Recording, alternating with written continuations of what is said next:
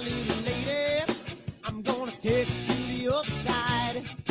I'm feeling strong, my little lady. I'm gonna keep her moving on. I'm gonna run till I drop to the break of dawn. Never gonna stop. My little lady, I'm gonna take her to the other side. You know why you smoke too much? Oh, I used to drink too much, take a ride in my car. You can get me high, high, high. You know I used to smoke too much, and you know I used to drink too much, take a ride in my car. We're gonna get real. Oh, I'm feeling good, my little lady. She's gonna take me to the other side. I'm feeling nice, my little lady. She's gonna keep me moving on.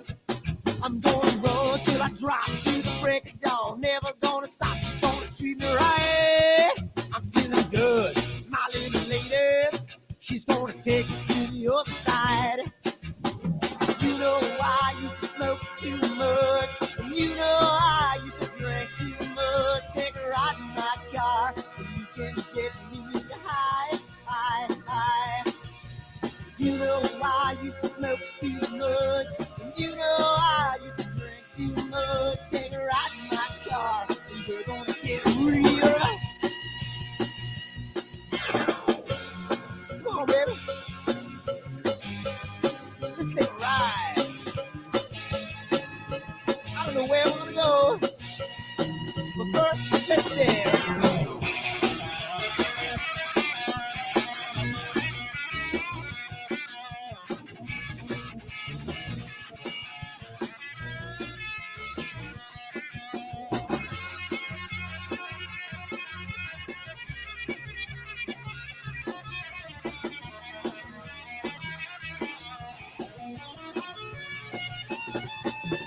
You know I used to smoke too much, and you know I used to drink too much. Take a ride in my car, and you can get me high, high, high.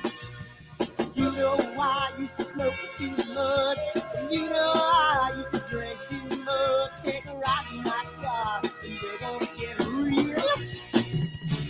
Oh.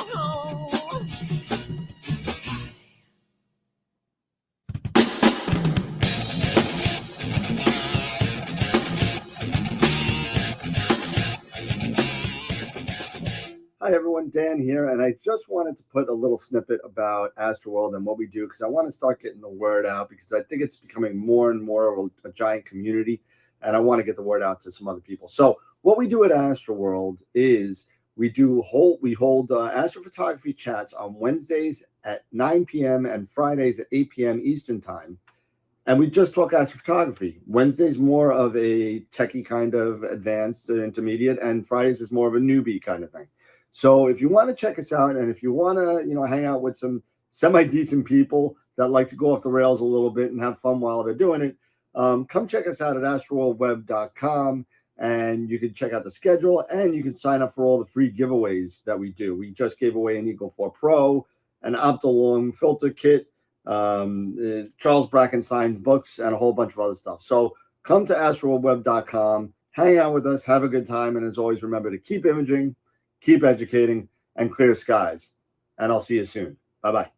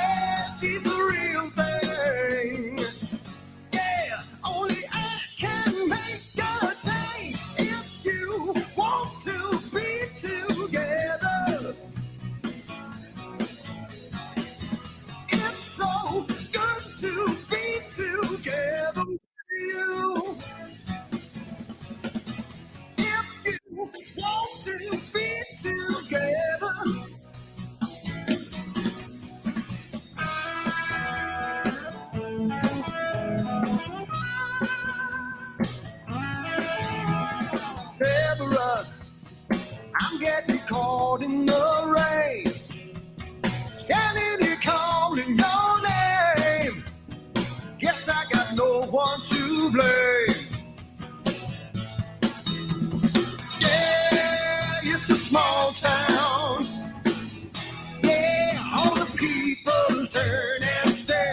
Oh, it's a secret. Hey, let them see me. I don't care if you want to be together. It's so good to be together with you. If you want to be together.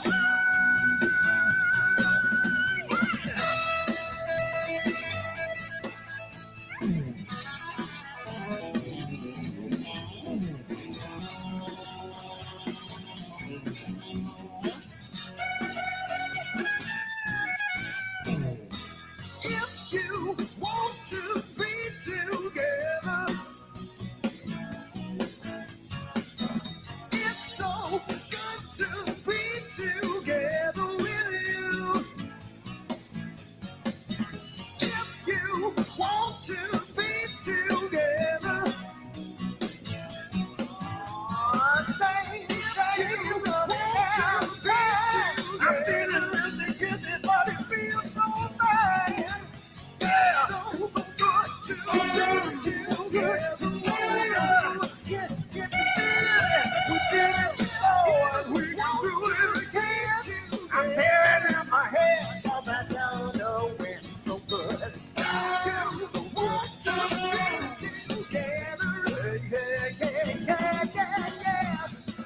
It's so good to be together. Yeah, so damn good. If you want to be together, it's so good, it's so good, yeah.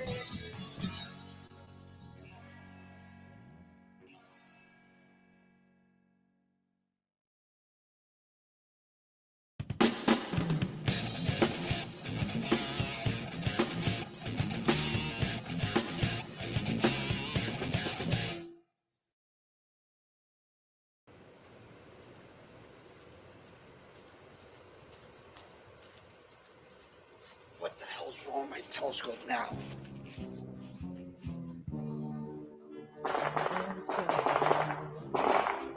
Yeah, what's wrong with this thing?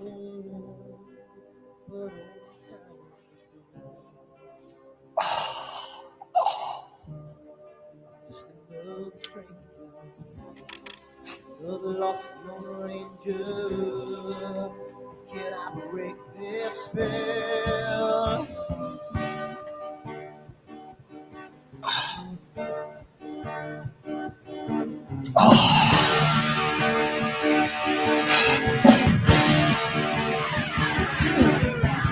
Do one thing right, do I make you do things wrong?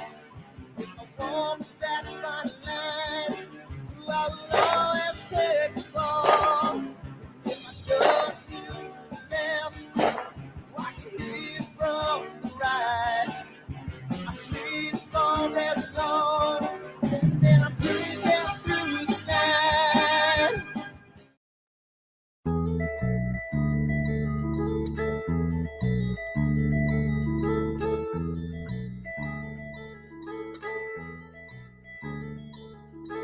I wonder what it was that made me want you.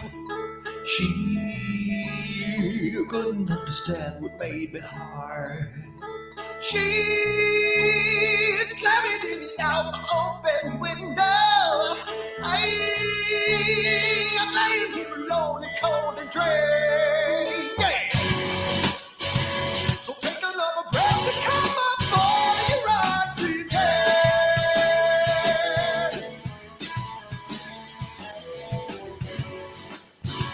And now you wanna kiss the flesh and blood of every man, every man. And when the moon is full and the wolves were held, she's swam across the lake.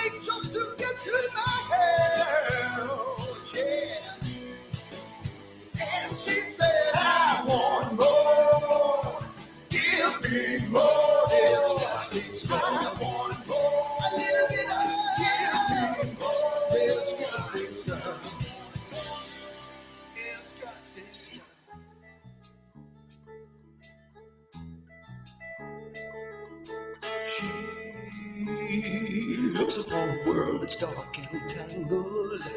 I never saw her turn her head in shame. She's standing out the open window. I'm lying here alone, cold and gray. So take another breath and come up for your oxygen.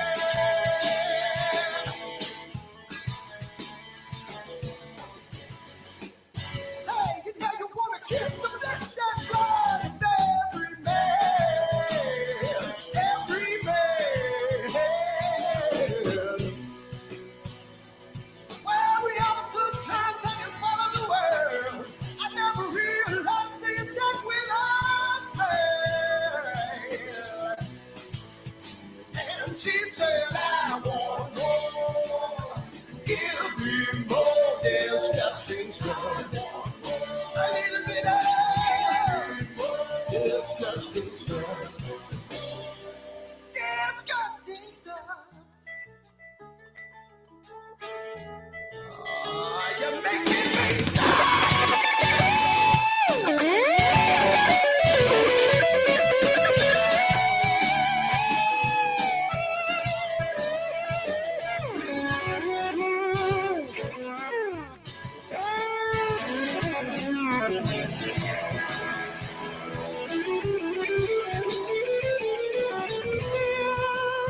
Well, we all took turns and you swallowed the world. I never realized till you sat with us, man. She said, I want more. Give me more disgusting stuff. A little bit of disgusting stuff. Give me more disgusting stuff. Yeah, a little bit of disgusting stuff.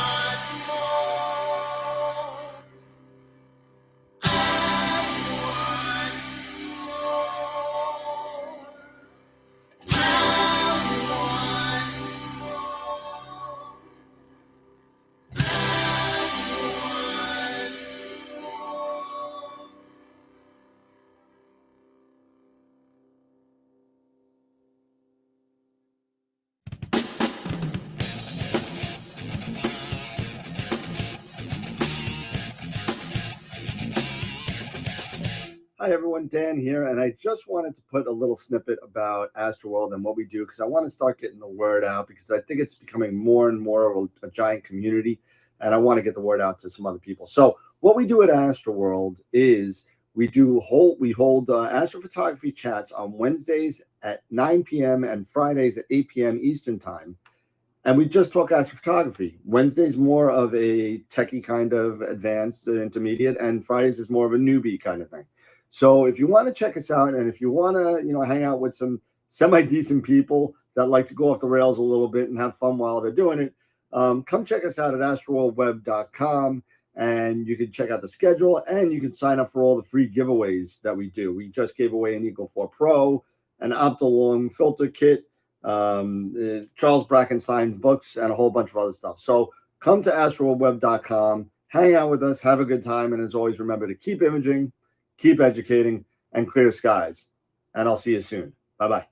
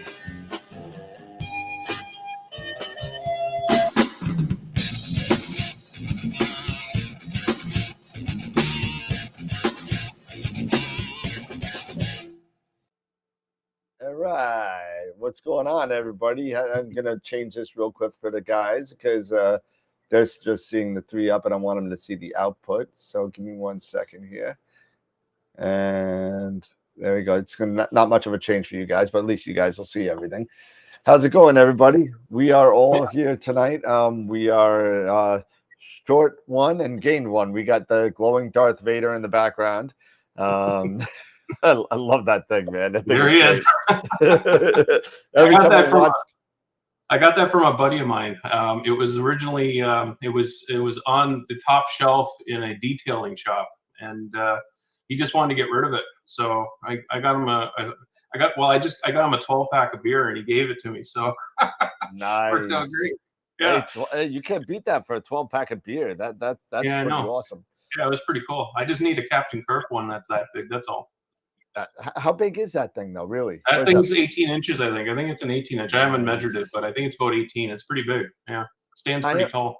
I am going to go the next time you're on, Sean. Because this was kind of an impromptu thing. But I mean, yeah. The next time you're on, tell me beforehand that you didn't know it tonight. No big deal. But I got some stuff in storage that I'll show on the show with you, and you're gonna be like, oh. That's cool. Awesome.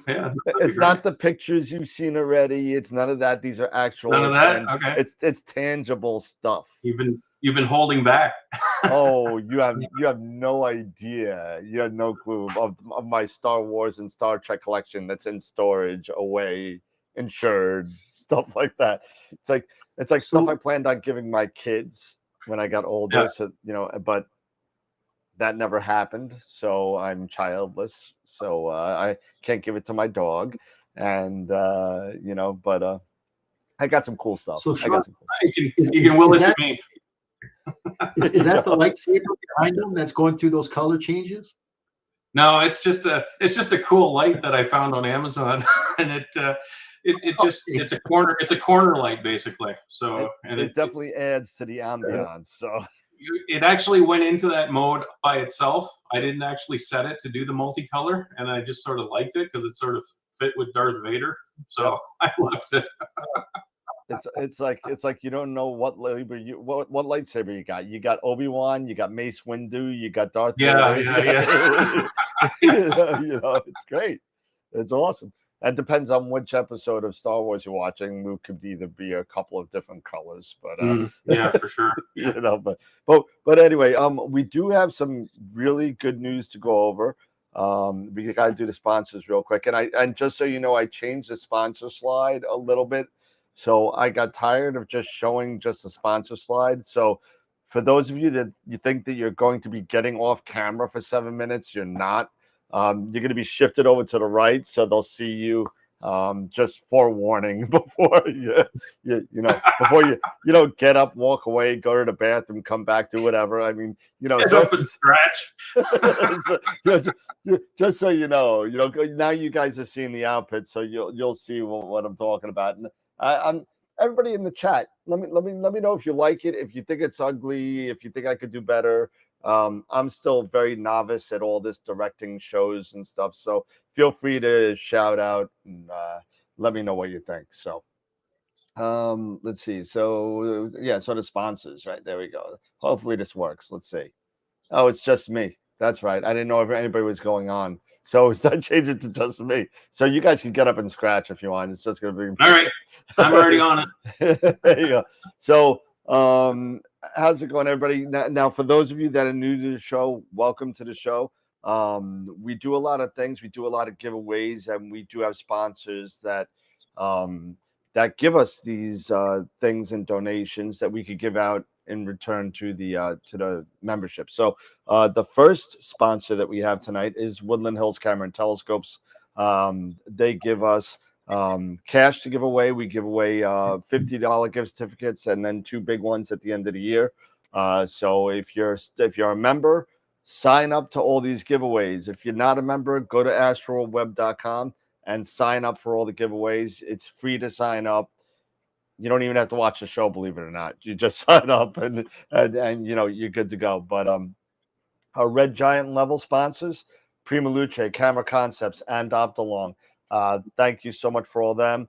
Optalongs has sent us more filters. They're on their way from China, so I'm looking forward to seeing what's in the box. What's in the box? But Prima Luce Lab, we'll talk about a NEEF giveaway. So more news on that.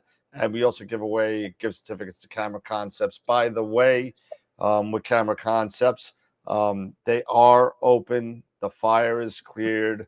So they're just going through some remodel, and they will be back to a full showroom probably by the end of the month. So that's good to know.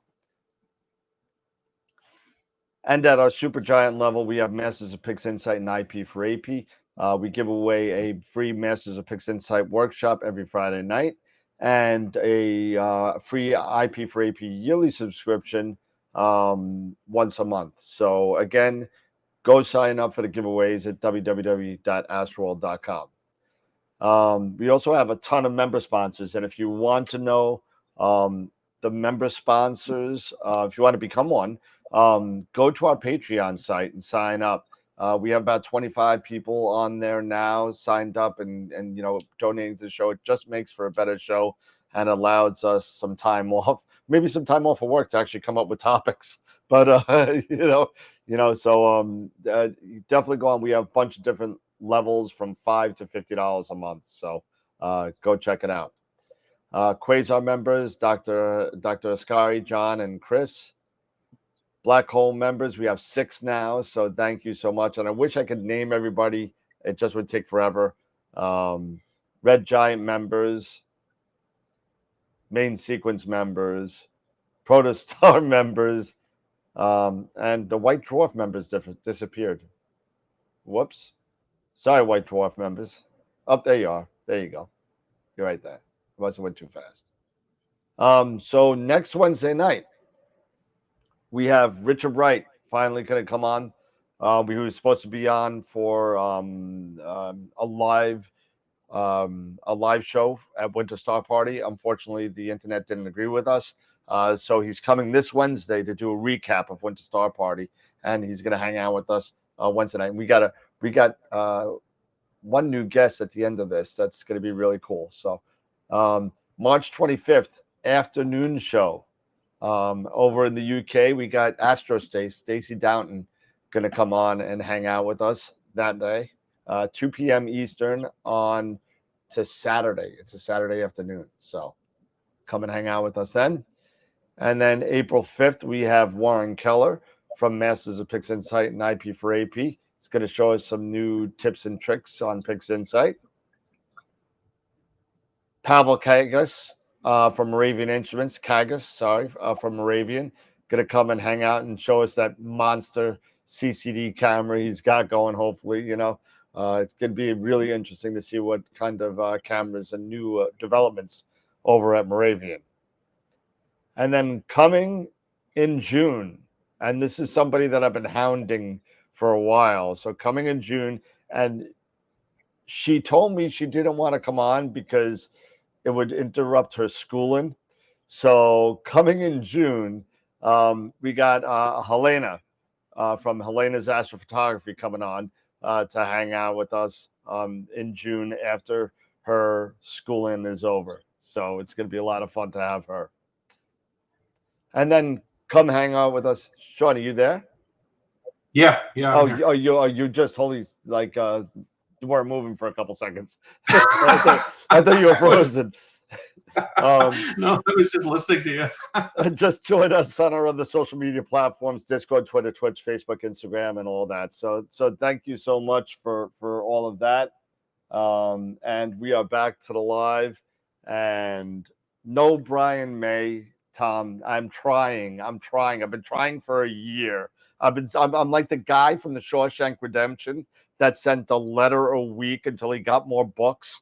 I've been trying to get him, and I've gotten his age, his manager like 15 times. She knows me by name. Her name's Jenny.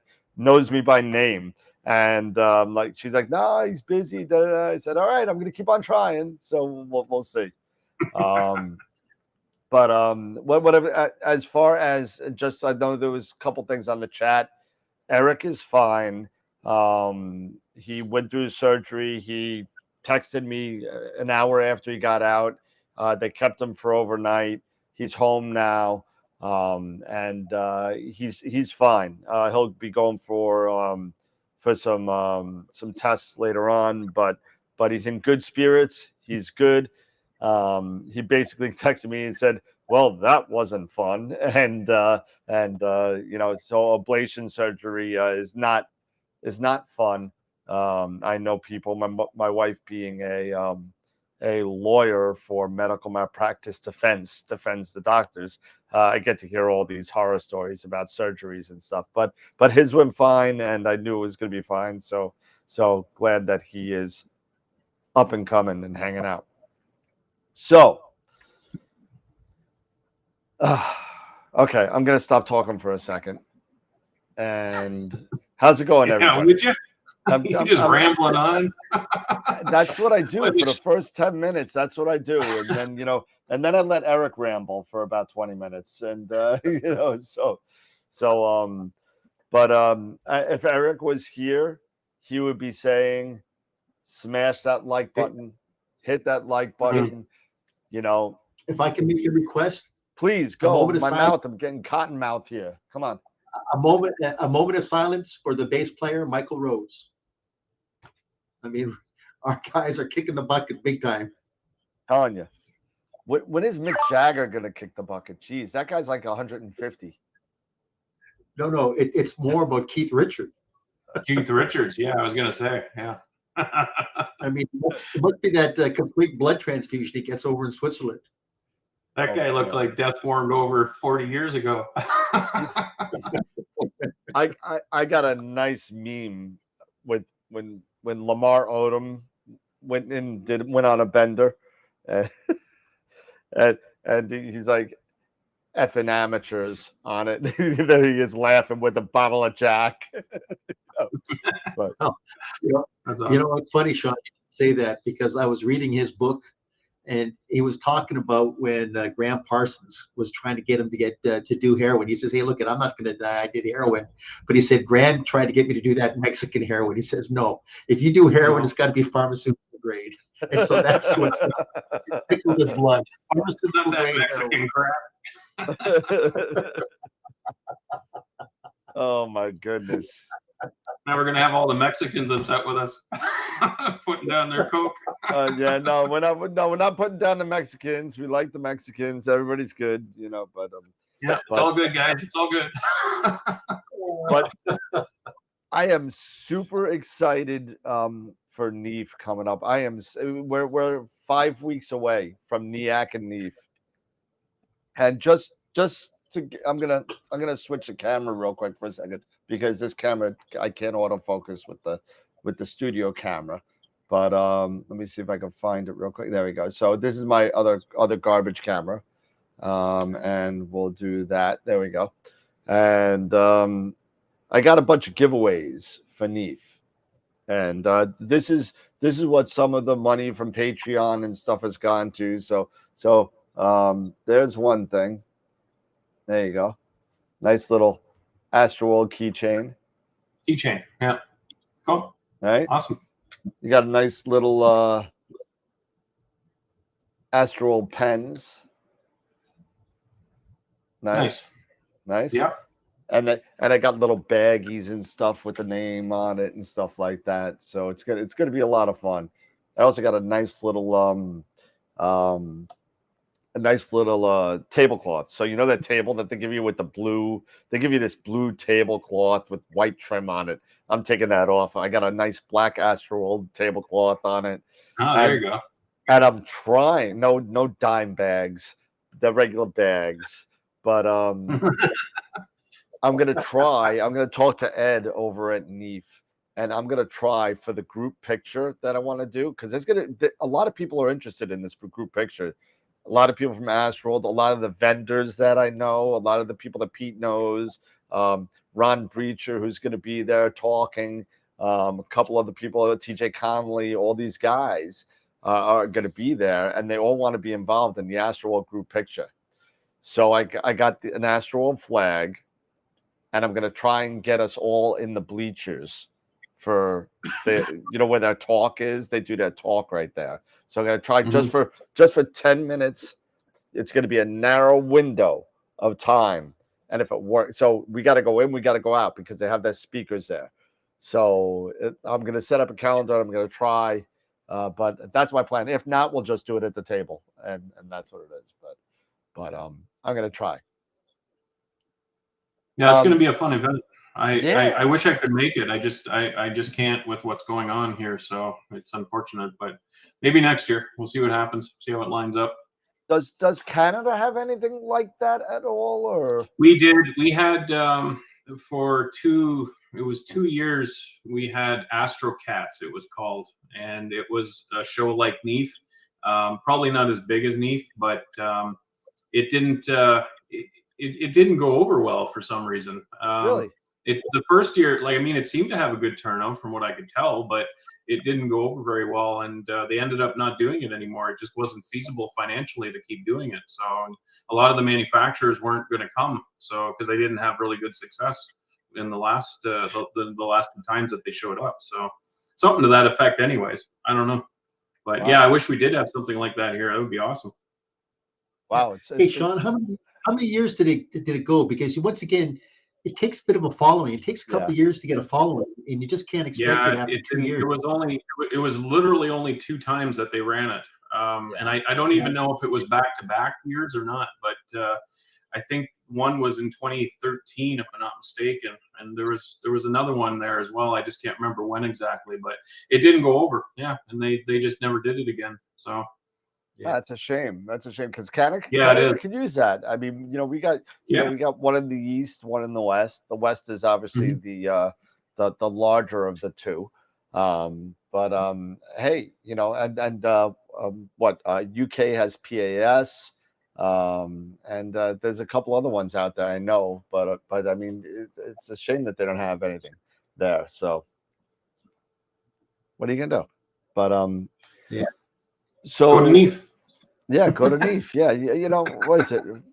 I mean, how many? Well, it's got to be like 12 hours for you drive. Yeah, it would be a long drive. Yeah, I don't think I would drive it. I think I'd definitely fly in. But yeah, you know what? I really wanted to go. I'm really bummed about it in a way. But like I said, to you offline, something important is happening, and I want to be there. So. Can't really swing it. Yeah, no, it's a long trip. It's a long trip. I mean, so this year for me is going to be incredible as far as me driving all over the country again. So let's see. So we got New York for Neath in April, right? May is nothing. June is Cherry Springs.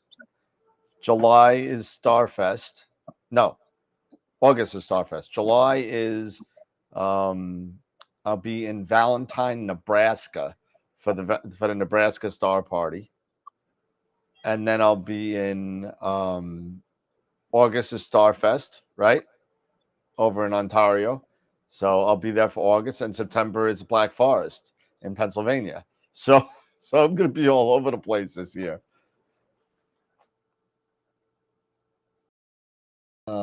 Yeah, that'll be great. Seeing you at Starfest.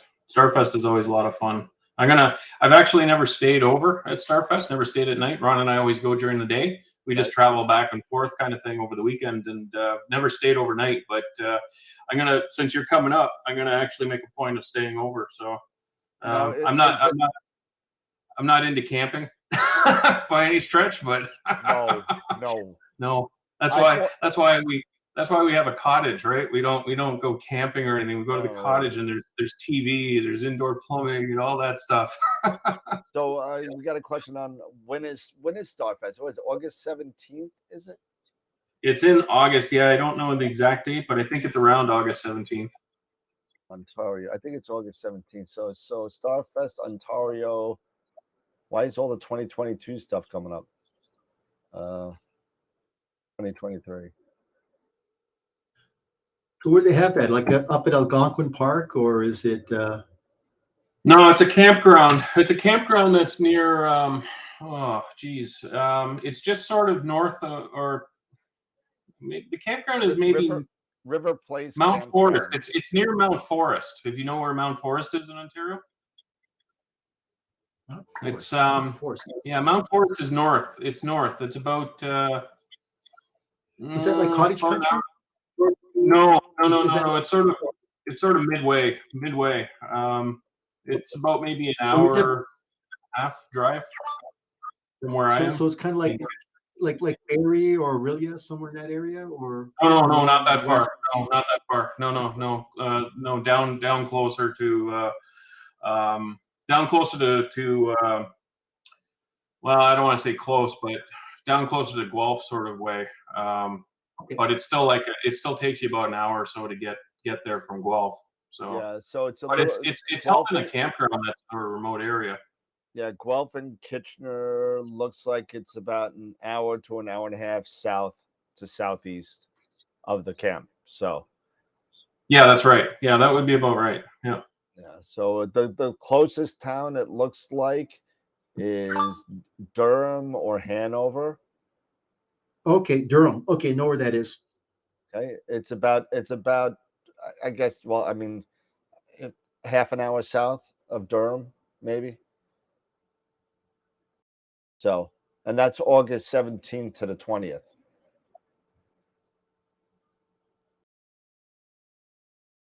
Nice. Yeah.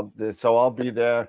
Astropalooza is happening in December. Yes, we will be doing that again by such an overwhelming demand of people, that showed up and supported, not only, Sean as well was one of the speakers, a lot of other speakers. We had something like 12 speakers or 13 speakers throughout the entire day. So, it's pretty cool. So, what have we been doing? I mean, literally, I have a clear night right tonight, and I didn't even have a chance to set up anything. I haven't set up anything. Is it going to be clear all night for you though? It is, but I also have to. Yeah, it's supposed to be. So I might be able to set up later on if I want to. I don't know. It depends on how much this rum hits me. It's clear here right now, but it's not lasting. We got another round of snowstorm coming, so it's supposed to cloud over tonight. So I'm not bothered. I know Ron is imaging. He said he was imaging till about 10 o'clock, I think he said, and then he was going to pack it in because the clouds are going to be showing up around that 10 or 11 o'clock. But yeah, it's we had a clear night last night, which was unexpected. That's nice. Yeah, that was great. So I was able to get some more data on a couple of targets that I'm working on and stuff. I actually went back. It was funny. I tell you a funny story. So I was imaging last night, and I was processing my M97 and M108 that I had taken weeks ago, and I never got around to processing. Okay. And I had LRGB data. I forgot to get H alpha, so. For some reason, I never thought of H alpha. Yeah, really weird. Ron pointed it out. He said, "You're missing the H alpha." I'm like, crap, I am too. But I was sending Ron messages and saying, hey, I'm working on this. What do you think? Blah, blah, blah, and that. And Pete from Masters of Picks Insight messaged me on the side, and he said, "Your messages are showing up in the workshop." So he said he made a joke. Pete made a joke about saying hi to everyone. So I typed in "Hi everyone," and he sent me a screenshot of it actually. So that was kind of funny.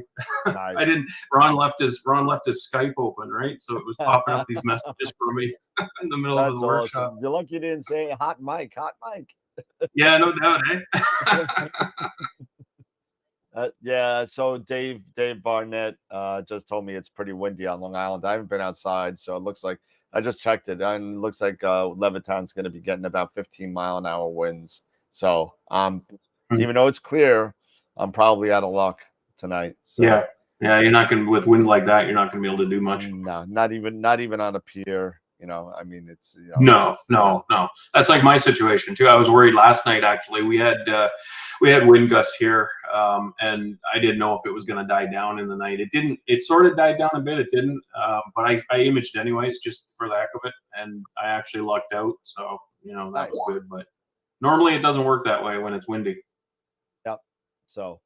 I do have, since we got a lot of people watching, so I figured I'd throw this out there, because everybody knows one of the things that I said in the beginning of when we started the show, me and Charlie and Tim Cowell,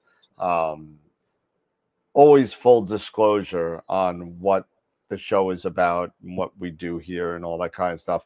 So it is with I guess a heavy heart in a kind of way. I just wanted to let everybody know that this week I left Camera Concepts. It was left on good terms. Everything is fine. But it was time to move. I just want to spend more time with Astroworld and building the channel and building the things and doing it with just Sundays off from my real job and going 1 day a week to Camera Concepts. By the time Sunday comes around, I'm a mess. I just want to sleep. And that being said, one door closes, another one opens. Because of my relationships with a lot of people all over the place and all that kind of stuff, through the relationships I've built at Camera Concepts and everything, I'm starting to open Astroworld into Astroworld Telescopes retail. So as of this point, if you wanted to buy anything from Explore Scientific, Prima Luce Labs, or Pegasus Astro, you can purchase it from Astroworld. And for right now, you could do it via text message, whatever, until the website opens up. And that's only for people that are on now. So that being said, I just want to let everybody know that the store is open for that. So, but I just wanted to put that out to you guys first. I will not have a storefront. I am not doing that. If you guys, I need about another 50,000 more Patreon members in order to have one. But that being said, if that comes that way, that's fine. But right now, I'm starting really slow. I don't want to get overwhelmed. So if you purchase anything, just be patient. So thank you. Anyway, but moving on. That's what it's all about. So Sean, you were talking about, you were doing some imaging on some stuff. What are you imaging at this point right now? Well, so what did I image last night? Trying to think. You know what? I can't. I was imaging something. I don't know what. The Evan Crap Nebula. I did know it. I don't. It's too small in my field of view, so I don't image the Crab Nebula. But what I did image the Rosette. I got some H alpha data on the Rosette, and the reason for that is because of trees. Because the property that we have backs onto a green space, and there's 100-foot trees that blocks everything from the east over to the south. So I basically can't image Orion or anything in that area until this time of year. Yeah. So it's starting to emerge from behind the trees at a decent time, and I get maybe about 2 hours at most if I'm lucky before it gets too low and it goes below rooftops and stuff like that. It goes on the, what is that, your house in that picture? Is that what it is? That comes around the back end of the house, or is that? Yeah, I remember you doing that video of the stellarium. Yeah. So there's trees, and then there's a privacy wall for the patio and stuff like that. So that blocks a bit too if it gets too low. But I was doing some data on that, and the other data. Let me just look here because now it's bugging me what I was shooting. Oh, I know what I was shooting. I was shooting the California Nebula. I was getting some data on that too. Yeah. I did that for a while before I switched over to the Rosette. I wanted to do the Orion Nebula because I haven't done the Orion Nebula in quite a while, it's been a lot of years actually. I've done the Horsehead and the Flame, but not the Orion Nebula. So I wanted to go back and really give it a go with the new setup that I'm using, the Starfield 8-inch, the astrograph, and I always want to say Starizona, and I got to correct myself, Starizona. Starizona. Yeah. I don't know why I've always said Starizona for some reason, but Starizona, yeah, the Nexus reducer that I got for it, which brings it down to F3. It's a light collecting beast. It's just crazy what you can get in such a short time. I've basically cut my imaging time, down by a third, really, because I just, with the light collecting power of this setup, I don't need to go as long as I normally would to achieve the same results or better, really. So let me ask you a question. You're not in a pristine sky. You're not. No. So what are you, like a 6 or a 7? It depends. Yeah, if I'm looking northeast, that's the city center, and that would be a Bortle 8 sky for the most part. 8. Okay. Yeah, and then if you get overhead, it gets to about a Bortle 7, and then it goes to a Bortle 6 in the southwest, west sort of side of things, because that's rural country area over there. There's not really a lot of light pollution, so it gets better. But the ever-reaching light pollution from the city center is growing, and I've noticed it. You can actually see on certain nights, you can actually see a division, like a line, basically, where the light pollution sort of stops and dark sky starts happening. A line. Yeah, just that line. Yeah, exactly. So it definitely has gotten worse. I mean, when I first started out as a teenager being interested in astronomy, I lived in Waterloo, which is next door to Kitchener, and I would be out in the family backyard and with my telescope and stuff, and you could see the Milky Way and everything. It was really it was fantastic. Now 40 years later, forget it. It's gone. It's completely vanished from the sky. You can't see it. The city's expanded so much. The population has expanded. There's so many more street lights and home lights and business lights that it's completely washed the Milky Way from the sky. And it's unfortunate that that's happening, because I've done a lot of work in the last decade on light pollution and stuff, and trying to affect change, and have really not gotten very far with it. It's a battle that I'd like to think that we could win, but I'm not even sure of that anymore. Just the way things are going, it's just there's just more street lights, there's more homes, there's more businesses. It just keeps popping up, expanding everywhere. So how do you control something like that? Even if you have good lighting, you're still creating light pollution. It doesn't matter. The more you add, that's like where I am. We've got we did a conversion to LED street lights, and I got them. They were originally going for 4,000K. I got them down to 3,000K, which was great. And they're well designed lights. They really do focus the light where it's needed. But has it really changed much in terms of light pollution overhead? Not really. Instead of an orangey sky, now it's sort of a whitish sort of sky, from the lights and that. So I mean, it could be worse. I know places that have done 4,000 and 5,000K lighting, but so it could be worse. But yeah, and it just seems like a losing battle, and it's unfortunate, because there's a connection to the night sky that we all have, that we all share, and even if we don't realize it, and it's being lost, and we're also. Sean, it's funny you should say that, because I can remember as a kid growing up, before I moved to California, we used to have a cottage up at Honey Harbor. Yeah. You would drive Highway 27. And you remember you'd go up to places like Bond Head and Thornton. And I mean, it was just a 2-lane road at the time until you hit the Barrie, and then you just take the freeway up. But I was up there about 5 years ago. And I mean, I can't believe the amount of expansion that these little communities that I remember as a teenager, how it's just expanded now, like Orangeville. Yeah.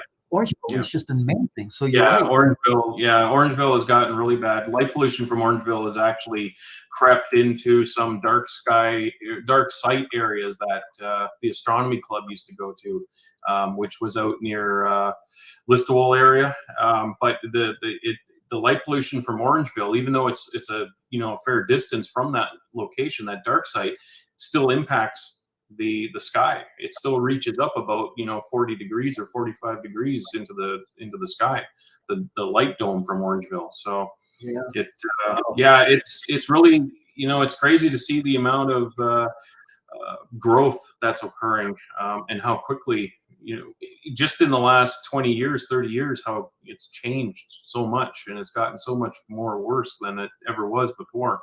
So, it would be, like I said, it would be great to think that we're going to be able to win this, but I without some really strong legislation, on the government level, federal level, I don't really know how it's going to be controlled.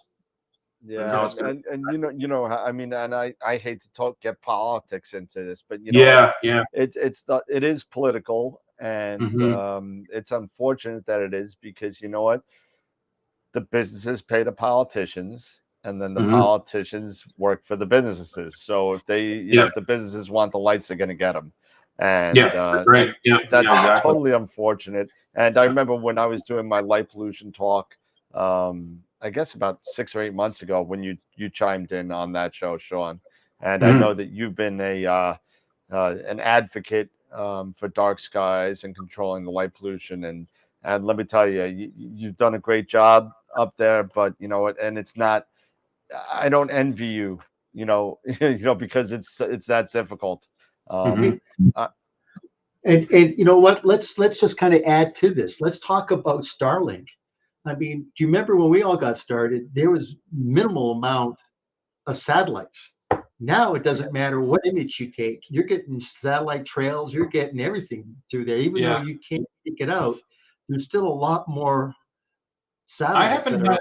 I haven't had any problems with Starlink. We've had Starlink go over my area and stuff. I haven't had any impact on my imaging, probably because it's been cloudy so much, but I haven't had any real impact from that. I do get, depending on, if I'm pointed in the Orion direction, there's a lot of satellites going through there. If I'm pointed at the Iris Nebula, that direction, there's, at that time of year, there's a lot of satellites traveling through there. I'm not so much concerned. To me, it's not like, if they start putting up billboards in space, like they were talking, like Pepsi billboards and stuff, that's a different story. But I'm not so much concerned about the satellite, at this point anyways, as I am what's going on the ground, and the severe amount of light pollution that is happening. And, that they just recently came out with a new research study that showed that what they thought was the growth of light pollution of 2% a year is actually more like 10% now. So they actually got that wrong, and they've corrected it, and it's worse than we thought, which is really scary. I kind of wonder, and I see it creeping in, like where we have our cottage. It's up north, and it's about a 2.5-hour drive from me, where I am here, and it's in a Bortle 2 sky, but I see from Owen Sound and other smaller towns, even, the light pollution creeping in. There's light domes that are emerging on the horizon that weren't there before. So I'm not sure what the what the end is going to be, the end result's going to be with regards to all this, but hopefully we don't lose our night sky completely, because that would be a really sad thing, I think, if that happened. They didn't even figure it out in the 24th century. You take a look at Star Trek, and you see all these, like, people have their own ships in the sky flying around all over the place. So they didn't figure it out in 400 years, or so whatever. So I don't think it's ever going to go away. But can you just imagine what it's like to be an astrophotographer when you got individual airplanes running around? Yeah. It'd be a nightmare. Oh my God. I'd probably just take up Xbox or PlayStation at that point. I'm telling you, you know what? Everything will be virtual anyway. You'll be wearing, glasses and stuff, and you'll be seeing into space. No one's going to own a telescope. It's all going to be virtual. It's all going to be AI and everything too. Yeah. Absolutely. Yeah. As long as it's not Starnet, we'll be fine. In the comments there, I'm not sure what his name is. He's a buddy of yours, Dan, DB. Yeah, Dave Barnett. Yep. Dave Barnett. Yeah, he said, and he actually has a good point about LED, because it's cheap. It's a Jevons paradox basically that's occurring with it, where because it's so cheap to operate, and they're lighting up more and more things that weren't normally lit up before, which is only adding to the problem. And that's a really tough topic to address, because people don't seem to, at least in my experience working with, or talking with officials and stuff like that, city officials and regional officials and, different levels of government, people don't understand that just because it's LED doesn't mean that it's, automatically environmentally friendly. It isn't. Right. It's not. It can be just as bad. Yeah, it can be harmful too, and it is harmful. So there's a lot of education that's required, but there's a lot of what I would say, we got to dispel the false notions. There's a lot of false notions around light, that somehow it protects you, it keeps you safe and stuff. Well, that street light, shining doesn't call 911 if there's a problem. It doesn't really, light is not. And the same with insurance companies. Some insurance companies, I even heard, were saying for safety and security of your vehicle, to park it under a street light. Well, that's probably the worst thing you can do, because it lights up the interior. The guy can, or the girl can see, what's inside, make a quick grab. Yeah, done. So I'm gonna what is it? I can still that Clarion pull-out radio. Or the what they call it back in the night, the Benza box. Is that what it's called? Benza box. Yeah. But I digress. But and I made a point in there that said, in all seriousness, to your point, lights really technically, in a lot of cities make crime worse than what it is with the lights off. Yeah, there was actually research studies that they conducted back 2010, I think it was, and they actually did some studies in Calgary and Chicago apparently, but the studies that I'm most familiar with happened over in the UK, and they kept one town lit the same, and they increased the lighting in the other town. And the crime rate in the town that they increased the lighting went up dramatically. Yeah. That's not surprising. That doesn't surprise me at all. No, it doesn't surprise me either. But some people find that shocking, and maybe not. Some people find that not believable either. But the research is right there. The funny thing is, I think a lot of people are still under the old kind of like, I want to call it like the caveman kind of mentality, where dark is scary. And, well, people have a natural fear of the dark. I think that's instilled in us from childhood, really. From running away from the dinosaurs. I mean, that's that too. Yeah, exactly. Yeah. So that doesn't help. That makes it tough too when you're trying to educate people about light pollution and how to use light responsibly. You're dealing with that notion, of dark is scary, and I'm going to get, someone's going to mug me, or something bad's going to happen to me, and you have to dispel that, but it's very difficult to do. And it's really ingrained in a lot of people's minds. And coming from a person who has been mugged, dark isn't that scary. Right? You were actually. Oh yeah. Huh? I got really drunk at a bar one night. I was walking home. I stopped at a 7-Eleven. I got a bunch of stuff. I had like $300-400 in my, and three guys that noticed free from the bar jumped out of their Jeep and took all my food and all my money. Oh no! Wow. I didn't get hurt. They were just like, I was like, dude, just take it. I'm too drunk. Just go. Yeah. And then I walked back to my friend's house, and I was like, yo, man, you got a gun? We're gonna go find these guys. and he talked me off the ledge, so nothing happened. But but go all Clint Eastwood on them. Oh man, you feel lucky, punk. Yeah. There you go. I know what you're thinking. Did he shoot 5 bullets or did he shoot 6? Do you feel lucky? That's awesome. Well, do you feel lucky? You're like a Cliff Clavin of movie quotes, Dan. Am I not entertained? I could do that all night. I could really do it. you So I know, have to ask you now, did he shoot 5 or 6 bullets? he actually shot all 6 because he pulled the trigger, and That's right. But Uh, will an EMP kill an LED? I would have to say yes. No. No, Yeah. Would it?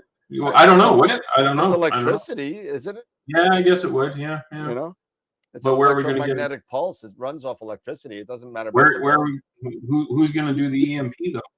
Just make sure you get like one of those bags that like protect you from the energy pulse. What is those bags that they called? I don't know. I never heard of a bag that protects you from the energy pulse. Yeah. No, I didn't even know one existed. Yes. Roll the zero. Zero bag. Let's see. It's called. Someone knows what it is. It's a bag. A Faraday? Faraday bag. Yeah. Yeah, I see someone. Yeah, Ernie Jacobs said it was Faraday a Faraday bag. It's like because they sell them for their power tanks, and you can put it in these bags if you think you could be around an EMP, and you can wrap them up, and then you'll be the only person on the whole block after a nuclear blast to have energy. So yeah, awesome. I guess but yeah. So I mean, but light pollution's a big serious thing, and yeah, it is. Yeah, it is. And being what we all do and what we all love, and if you could do anything with your local congressmen, senators, or representatives, just write a letter, say, get involved with your national dark sky advocate in your area. I know there's plenty of the U.S. What is it? IDEA. International Dark Sky Association. Yeah, IDA. Yeah. So darksky.org, I think, is their correct website. Yeah. I know in New York we had Gary Citro, who was the president for a while. He watches the show, but I mean, let me tell you, just get involved. The more people that get involved, the more of a the more people that speak up and have something to say about it, that is going to help create the dialogue, the conversation that needs to be had with regards to it and whatnot. So I actually found it interesting, though, in my not to drag out this conversation too long, but I found it interesting. I found it interesting that in the years that I was doing light pollution, I had the least amount of help from amateur astronomers. They just were not engaged in it. They even like the local club here that I used to be a member of, and I'm no longer a member of, but it was like pulling teeth to try and get people to actually engage and be active and do something with regards to the light pollution problem. And it was quite surprising to me that was the case. But I got more help from people that were in other groups, like nature groups, bird watchers, and other sort of groups of that type, that they were actually very interested in helping versus the amateur astronomy community that's here. So that was a bit of a shocker. Yeah, and Dennis brings up a good point. A lot of people kind of when you talk about light pollution with people, it's like it's not a top of mind thing. It's like light pollution. I'm worried about where I'm getting my next paycheck from. What are you talking about light pollution from? Yeah. I know.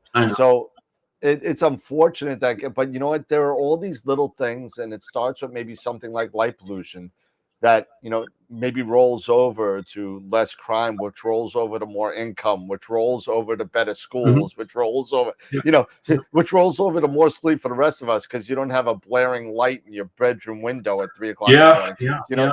So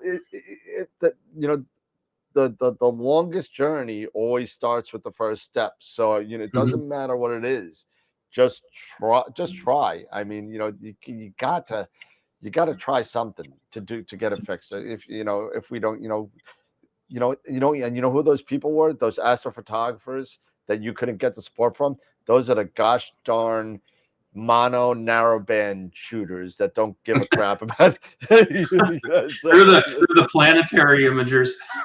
they don't care. They don't care. They don't care. Whatever. I just shoot the moon. Don't worry about it. I get the lunar X, the lunar Y, and then I'm a happy person. Yeah, probably. So what do you guys think of this AI stuff that's going on in the world and how it impacts our hobby, astrophotography, and that? I did a video there where I went back to Chat GPT, is it? Yep, GPT. Yeah, I saw that video you did. I keep reversing it. Actually, throughout the video, someone pointed it out, but throughout the video, I'm saying Chat GTP, not GPT. GTP rolls off the tongue better. It does, and that's why I was saying it, right? Because it does. It rolls. That's what I said to the guy in the comment. I said it actually just rolled off my tongue better. So I didn't realize I was doing it. But I went back there and was plugging in, some questions for it, some prompts to come up with pixel math, and it came up with various equations. Someone actually said, which was interesting to me, one of the comments was to see if it was getting this information from the internet. Someone had already posted it.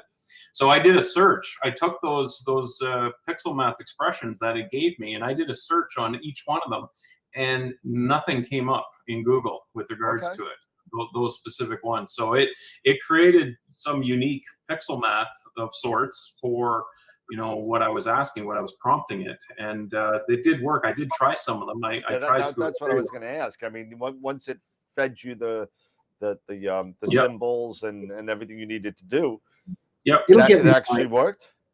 It actually did work. Yeah, I tried it. Now, did it work? Did some of them work good? No, not necessarily. Like I did one for LRGB, combining luminance into RGB data. That one, it sort of worked. You had to play with the value a bit to get it to do a good job. I think if you just do the normal way in PixInsight of adding luminance to an RGB image, works fantastic. It's a lot better.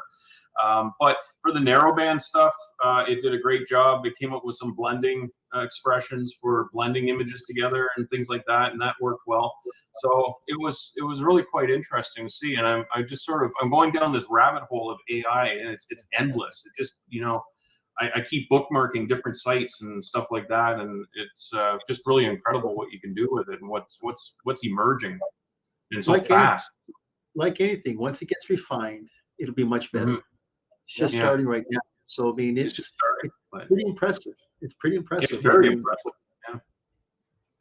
It's pretty cool. And sooner or later, all you're gonna have to do is say, "Hey, make this picture good," and it's gonna be. A lot. I don't know if I said that in the video or not, but I had a buddy that back when I used to go to the dark sites. This goes back to like 2010, 2011, maybe 2012. I don't know, somewhere in there, anyways. But we actually were sitting there one night. It was like 3 a.m. and stuff. Where our rigs are imaging, and we were talking about stuff, and he said he would love to have someone make a program that he could just throw all of his data into, and it would spit out an image for him. And this AI stuff, with the way it's going, I started thinking, maybe his dream is sort of coming true, because it's headed that direction. It's going to take. I personally, I wouldn't want to do it. It would be interesting to throw your data in and see what it gives back to you, what the result was.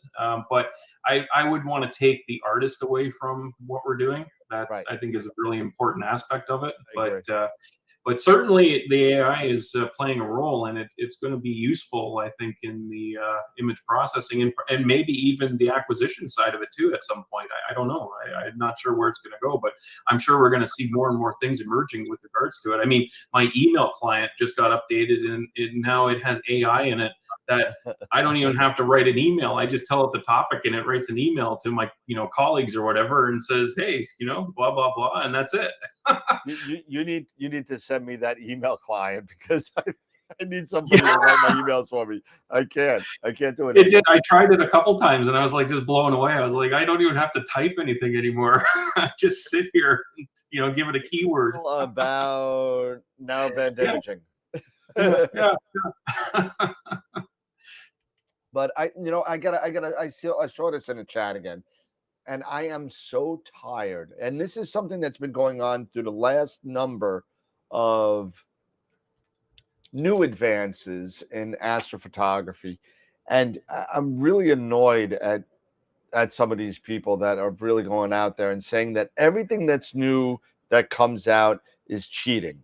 You know, Yeah, first, it's not. No. First, Yeah. what was it? It was like Noise Exterminator was cheating. Blur Exterminator got the worst hit with regards to that it was cheating. And then SPCC got that. Yeah.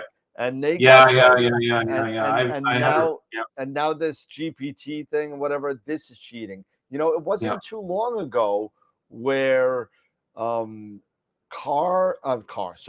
camera assisted polar alignment was called cheating. Mm-hmm. Now, I don't know if many of you know that, but let me tell you something. I guarantee you about 90% of you people use camera assisted polar alignment today. I do. So do I. I mean, everybody does. Come on. You use SharpCap, you use PoleMaster, you use whatever. But now it's a fact of life. The screw getting a broken neck trying to use a polar alignment scope. You know what I mean? You know, I remember one time I got down on my knees to look through the polar scope and I couldn't get up. I was getting old. Yeah, I've done that. I got a crink in my neck for 2 days. Is that right? Doing polar alignment with a Schmidt. Like this. There was a guy that did, I think it's called Astrophotography Tutorials on YouTube. It has a green eye logo. Funny guy with a hat and a beard. It's pretty cool.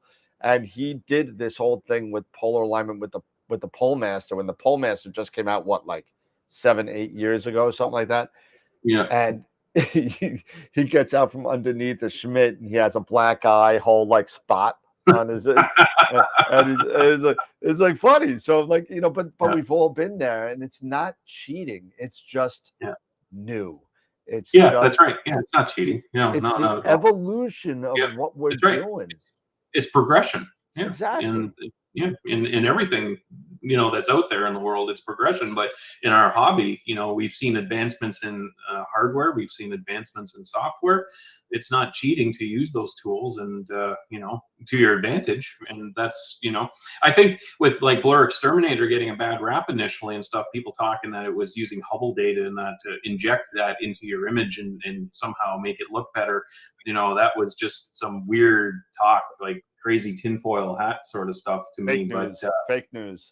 Yeah, very. But you know, Russ actually, if you took the time to read Russ's website and what he actually goes into discussing, he addresses that stuff, and it's very factual and it's well written.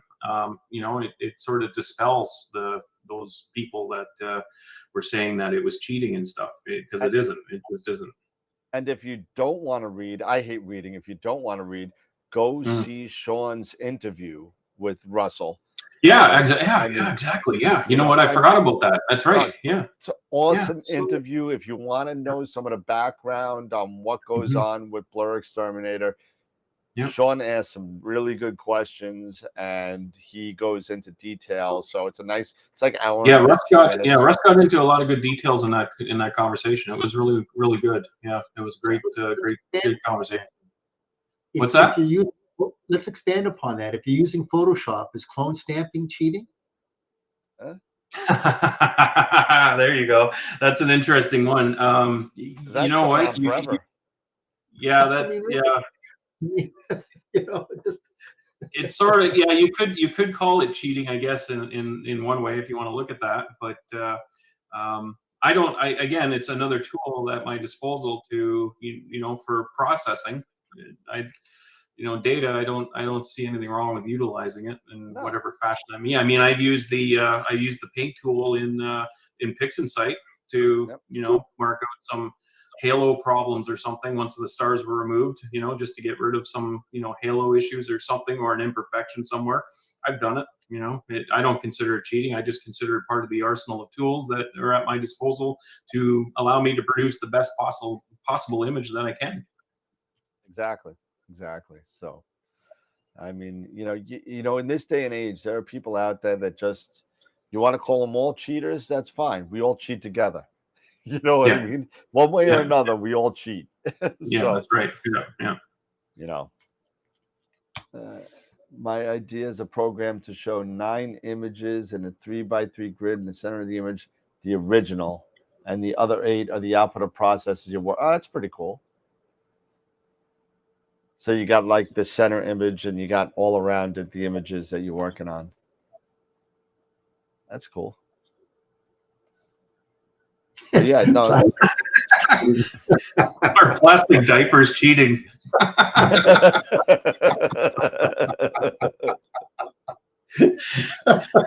not even going to go on that. I'm not going to go down that one.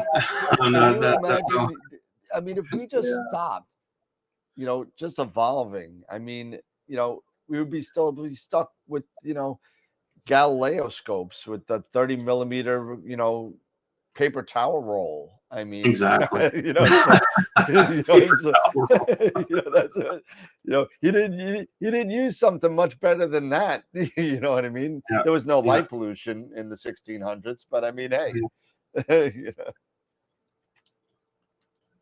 But you know, it's you know, this lifestyle of astrophotography is a lot of fun. It's it's a lot of frustration, and it can be a lot of money.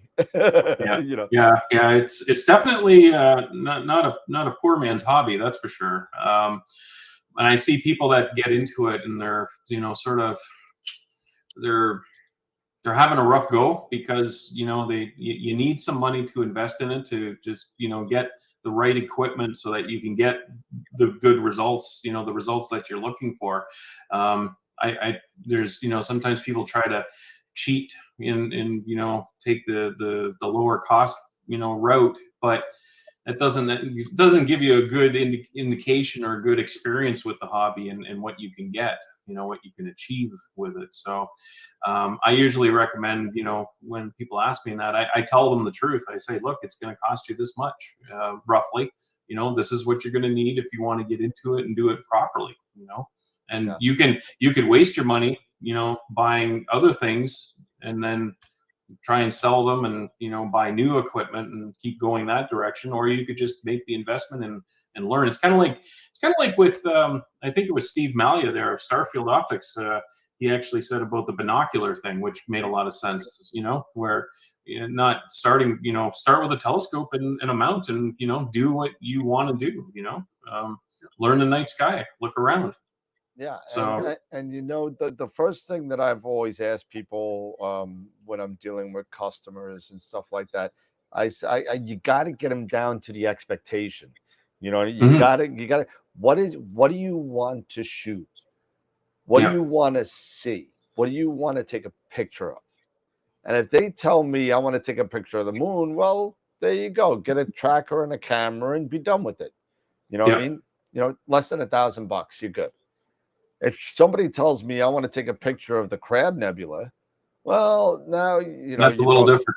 You know, now equatorial mount, minimally $1,000, $1,200 minimal, just for the mount. Forget about the telescope. You know, so now you're talking about, you know, to get something good, $3,000 to $4,000, somewhere around there. And that's just for a color camera, no filters, no nothing, you know, on, you know, maybe a Red Cat or a NASCAR or something like that. You know, it's not going to be awesome, but then if somebody sit there and tells you they want to do planetary nebula or something like that, then I'm telling them, hey, you're talking about $8,000. I mean, come on, you know, you want to get a little dinky 16 magnitude planetary nebula, you know, it's not going to, you know, you need focal length for that. So I want to shoot the crab. As you say, does buying a high performance car make you a better driver? No. No. I've seen the videos. I'll tell you, I'm a great driver and I have a crappy car, so I'm okay with that. Everybody thinks they're a great driver, Dan. Even the crappy ones. What was it? George Carlin said it best. What did he say? How come the closer you are to somebody, the worse of a driver they are. So when they drive fast and they go by you fast, they're like, "Oh my God, did you see that guy?" And if they're right close to you and they just miss you, "What are you, a freaking asshole?" Sorry, So, but it's you got to have, and this is something that I spoke about in a presentation that I did a while back on getting the right tool for the right job, and something like this, and I'm just pointing this out because I have it right on the table. Something like this. I mean, I had a guy that bought this the other day, last week, and he's like, "Yeah, I got this, and I want to shoot Saturn." Oh, okay. Yeah, that's not going to work. And I'm sitting there like this. I'm like, "Who sold this to you?" Some guy online or whatever. I'm not going to mention anybody's name, but I'm like, dude, they sold you the wrong piece of equipment. Yeah, that's like you're trying to take out a buck with a BB gun. I mean, it's not going to happen. You need a larger caliber to take that sucker out. The same thing with planetary. I don't do planetary. It's a completely different monster. It drives me nuts.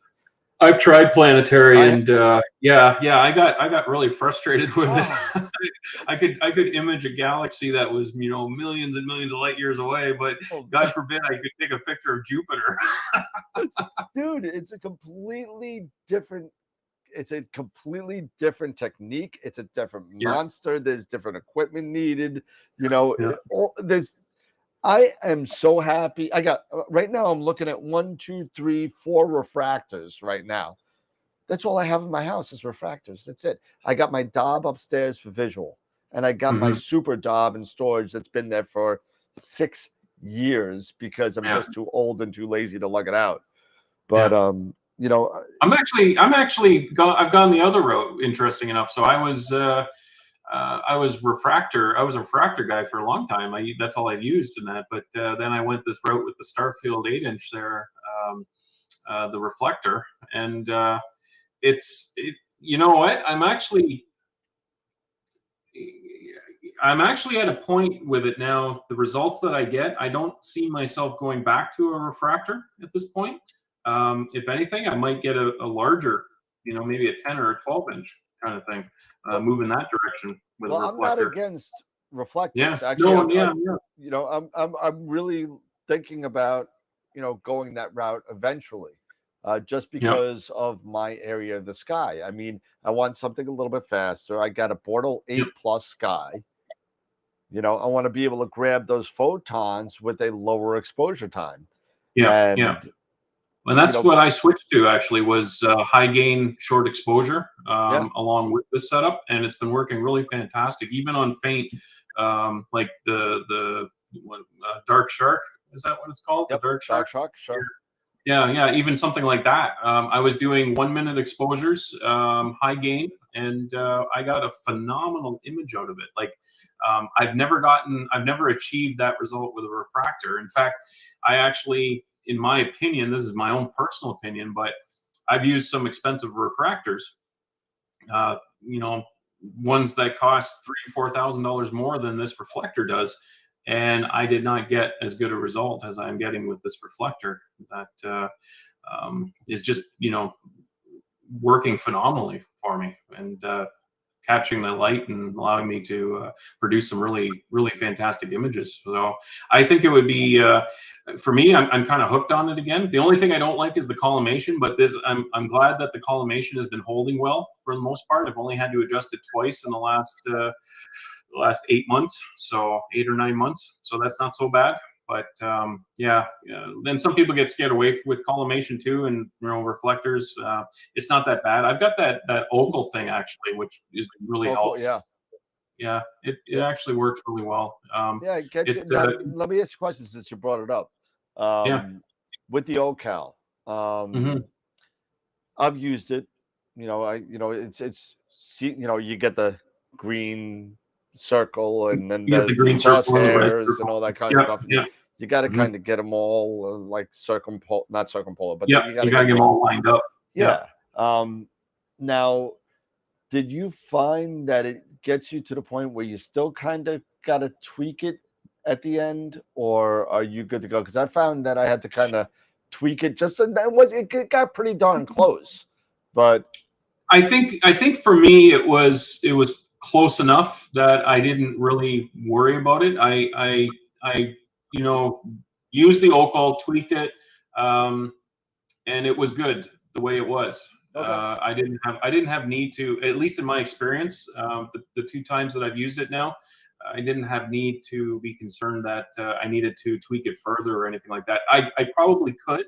I'm Okay. sure if I'm sure that it isn't exactly perfect, but there was that other software you actually had him on. You had him on the show. I can't remember the name of the software he was demonstrating, and you could use it for collimation.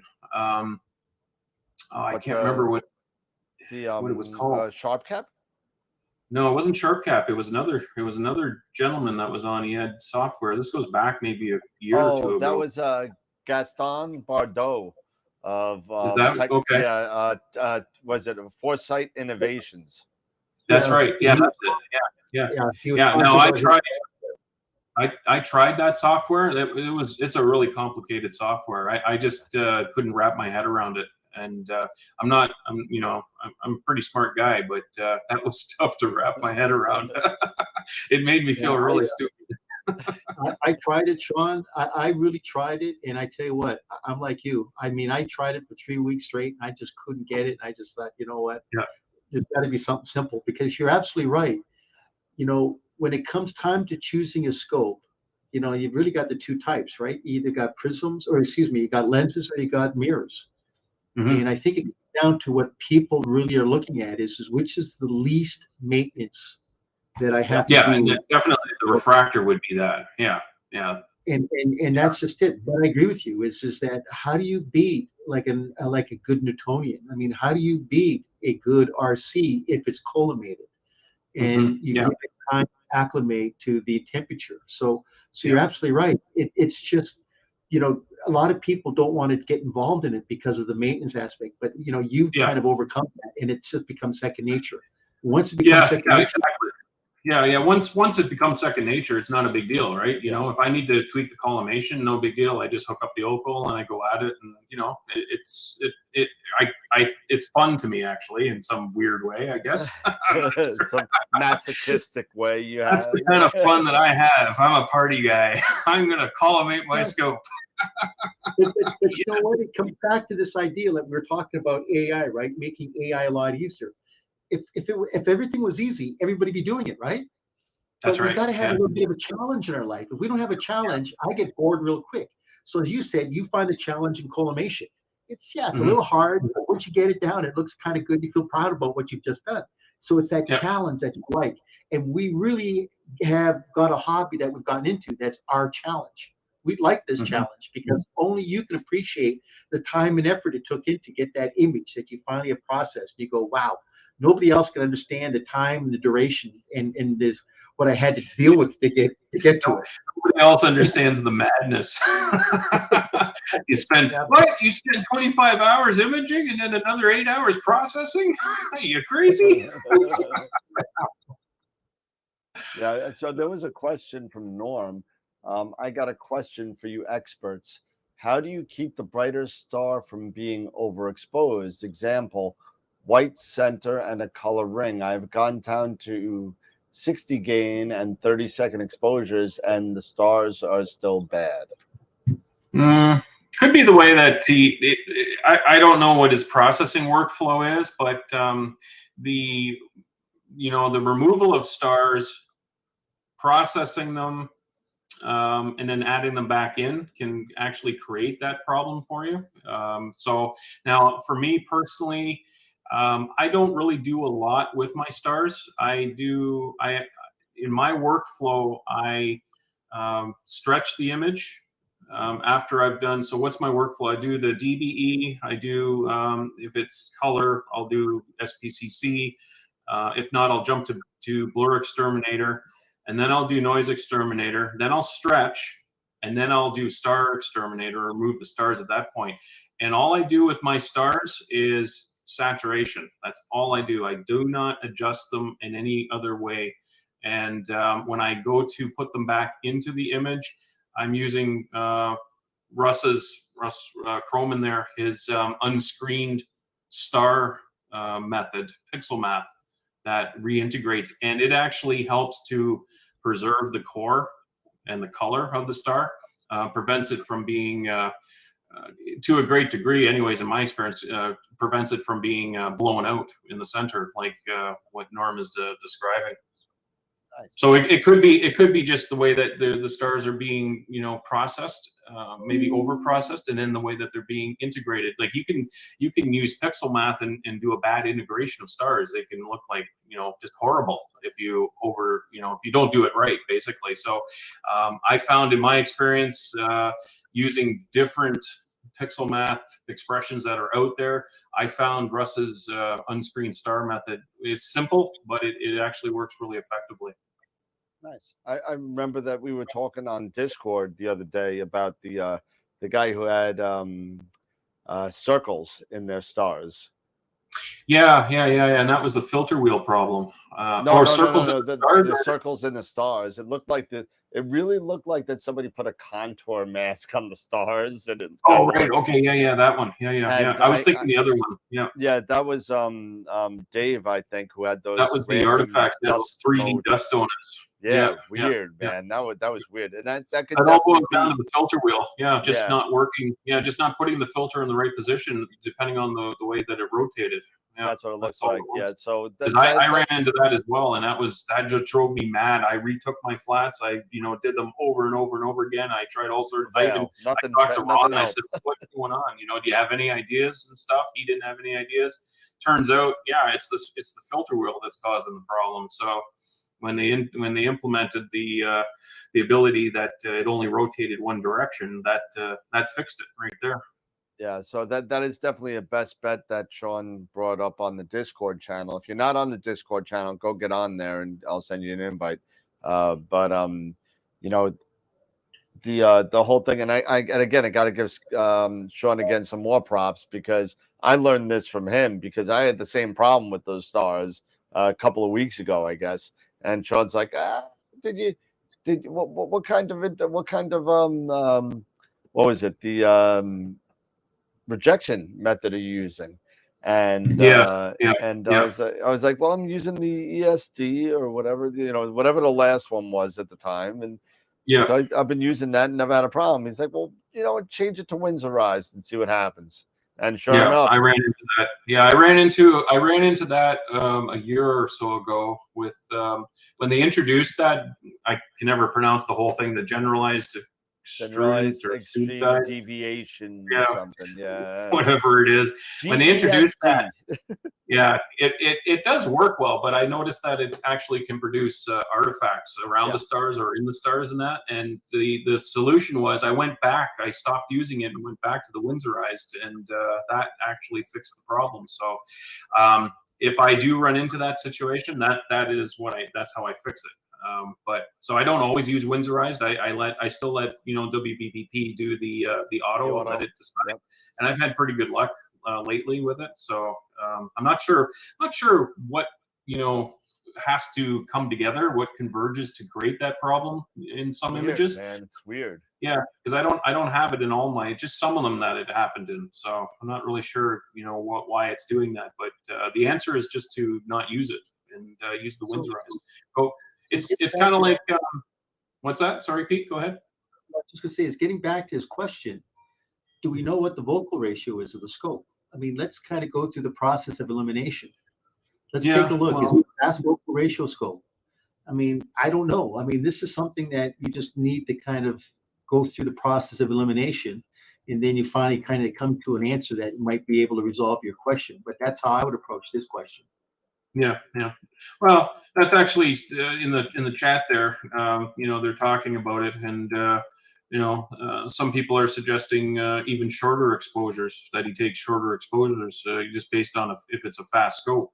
And that's true. I mean, if I'm running an 8-inch f3 myself and I'm getting fabulous results with 1 minute exposures, I have no need to go to 5 or 10. And if I did, I think it would actually work against me. So yeah, you might, it could be a combination of maybe shorter exposures and take more of them, and then, like I said, the processing that's being done to the stars, but also the method to reintegrate the stars into the final image could also be an issue as well. So that's something that would have to be tested out with some raw data just to see what's going on.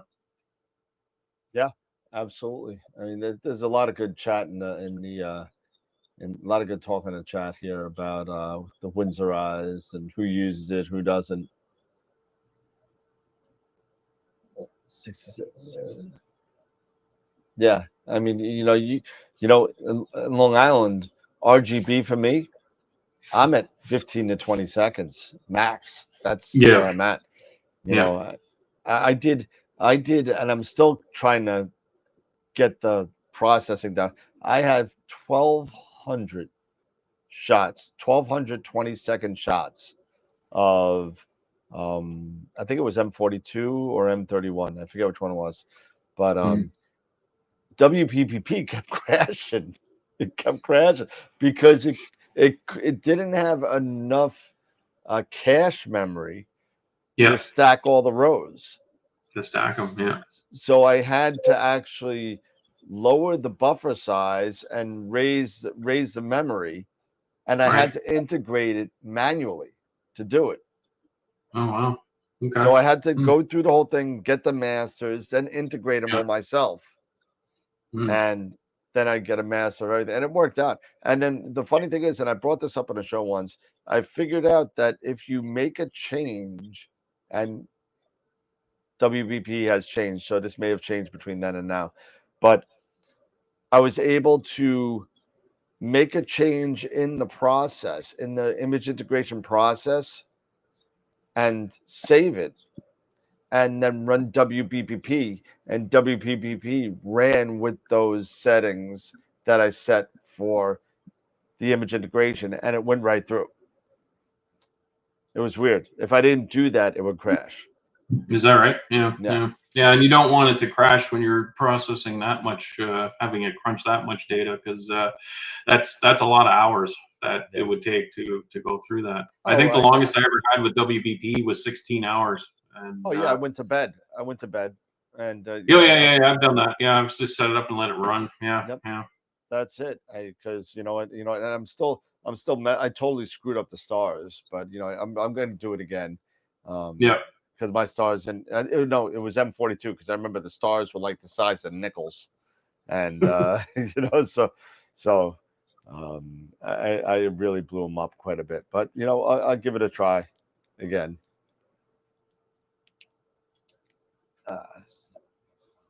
Yeah, you could try shorter. Yeah, cool. Well, what I would suggest, Norm, if you want, email me, and I can give you a link. You can upload some of your data, and I can have a look at it and see what's going on. Because it's hard to know, sitting here talking about it like this, whether or not where the problem stems from, whether it's actually during acquisition or if it's during processing that it's becoming a problem. But yeah, if you want to do that, just email me that, and I don't need a lot. Just upload 10 of each or something like that, so I can run it through BBPP and sort of process it and see what results I get and how things look. Yeah. So that offer is open there, Norm, if you want to take advantage of it. There you go. Free tutorial by Sean Nielsen. Free. Yeah, there you go. I'll even do a video for him. Nice. Yeah, I don't know. It could be me in a Speedo all oiled up. Yeah, exactly. Whoa. Oh, sorry, wrong video. Hot mic. Oh man, yeah. This turned out to be a good show. I was like a little bit nervous, because it turned out good. I mean, what's Pete? Pete, what's the beast behind you there? I always see it. You have that mount and telescope. What is that? Well, it's kind of interesting. The mount's a Mighty Mount, and it's a Telview 101. Okay. Yeah. Dave Nagler allowed me to go ahead and use it, and I've had it for about a year just to be able to image. But as I said, the weather's been crazy this year, so I haven't been out since October because we've only had like about 7 days of clear nights. Yeah. But it's as I said, usually around about maybe mid-April to around about mid-October is when I get out to my Bordeaux One Skies up at the winery. So it's just just right where Coloma is, where they discovered gold here in California. Yeah. But as Do I you said, have it's just do you have a like permanent site up there or something, or? no, what it is it's a winery. It's up at 2,800 feet, and Yeah. as I said, it's just absolutely beautiful up there. Just dark skies. I mean, it's Bordeaux One, dark skies, got a beautiful view from the south to the east, west, and north. And it's a paved area, and it's just completely dark. So what happens? I've befriended the owner of the winery, and literally I've just asked him to say, "Do you mind if I just kind of stay the night?" He goes, "Yeah, here, Pete. Here's the keys. Just make yourself at home." And so I just literally just stay up there all night. It's in the summertime up here. It's like it's about 85, 90 degrees. It gets down to about maybe 75 degrees in September, but it's just beautiful up here. So as I was going to say, the next time you guys come out for the AIC show, plan to spend a couple of days. We'll get you up here to Placerville, and then we'll take you up there, and we'll spend some time because it is really just beautiful. And then if you really want to go to a nice area, you can go up to Blue Canyon, and Blue Canyon's just off of Highway 80, and it's right there by Donner Pass, and it's really just another Bordeaux One Skies. You've got a mountain that kind of hides the Sky Dome, which is just northeast in Reno, and then you don't really get much of a sky dome from Sacramento, so it's really a dark, dark sky. But the winery is called Jose Wine Caves. If you do a Google search or do like a Google map, just type in Jose Wine Caves, you'll see it there. Yeah, That's cool. That's awesome. cool. Yeah, and I bet the wine helps too, right? Yeah, Oh God, these wines are absolutely spectacular. I will put these wines up against any of the Napa wines. That good. It's the best imaging he's ever done. he doesn't even He's need a just blasting, telescope. everything's great. Look at that dark frame. Oh man, that's the best one I've taken. My eyes are closed. Hold on. I keep thinking. I mean, I've had people come up there, and people go, "Oh my God, we got to have star parties up here." And I go, "That's the problem. I don't know if I want to because the best kept secret will be out, and everybody be up there." Yeah, exactly. Yeah. You want to keep that quiet, probably. But Yeah. When Jeff Bickerman came out, Jeff goes, "Oh my God, Pete," he says, "this is spectacular." He says, "Man," he says, "I can see why you enjoy being up here because it really is a dark, dark sky." And it overlooks the South Fork of the American River. You can see Coloma, and you can see the old remains of Sutter Mill where they actually discovered gold. And it's the only problem is in the wintertime, you just got to deal with the inclement weather. Yeah. It's Oh man. All right. Let's see what we got going on here.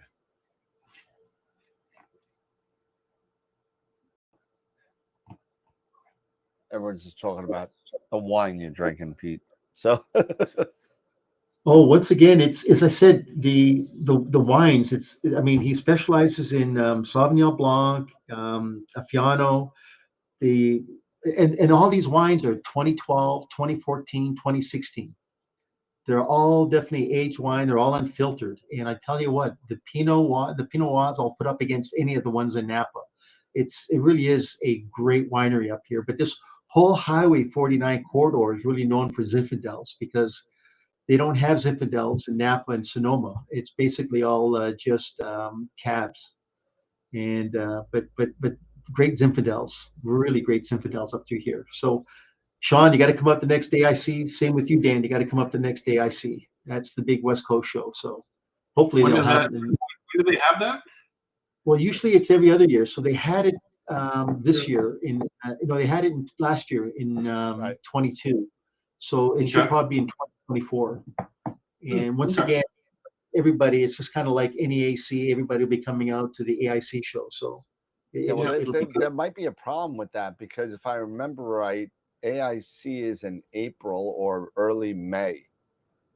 Well, actually, they put it in April, but usually it's in November. I know, but they scooped it up in April. So if they keep it in April 24, that's going to be a problem because that's the eclipse. So, Yeah, you're right. Oh, right, yeah. so That's right. if they put it, Yeah, and in we're the- gonna be eclipse chasing. Yep. Yeah, that's right. It's gonna be fun. well, the funny thing is, you're going to be driving because I don't know the area. So, Yeah, no, I know. I'll be driving. Don't worry. so I'm probably going to bring probably the red cat and just be done with it. Yeah, you know? yeah. I have yet to actually put something together for that purpose, but yeah, it's something I'll have to think on. It's getting close. Time's a ticking. So it was yesterday when I went to 2017. I went down to South Carolina to get totality on that, and I'll never forget it. Hold on a second.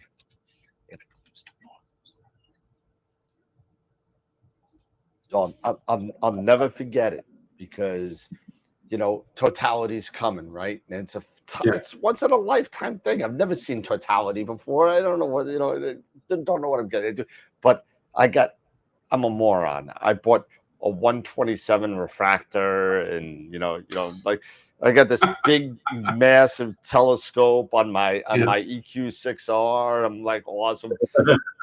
And I'm being interviewed by everybody because there was this nice round area with it was like inlaid stones of the solar system and everything on there and everything. So it was a big camp. They, this guy, they had outside music and all that kind of stuff. So we went there. I'm being interviewed by the BBC. I'm being interviewed by Channel 4 News, Channel 2, all these people in New York. And I'm like, holy cow, this is cool. And I'm like, Jen, you gotta do me a favor because I'm gonna be under the hood, dealing with the telescope and kind of like watching the screen and all this kind of stuff. Whatever you do you need to take video. And the only time that you could take the video of the sun is in totality. So don't point at the sun unless if it's in totality, right? So eclipse comes, a minute and 17 seconds later, it goes. And I'm like, oh, cool, Jen, give me the camera. I want to see what it looked like because I only saw it on the, I think I was okay, but let me see the video. So I'm looking at the video and I'm waiting and I'm waiting. And I see treetops. And I see more treetops. And I see people. And I see more people. Everybody getting drunk and saying, oh my God, look at that. Look at that. That is so cool. I see nothing. I said, Jen, what the hell? You didn't take a video of the eclipse? I was afraid the camera was going to burn out. Oh, no. Oh, no. Told you that's the only time you can point it at the sun. Oh, it was like and that, Your Honor, is when I killed her.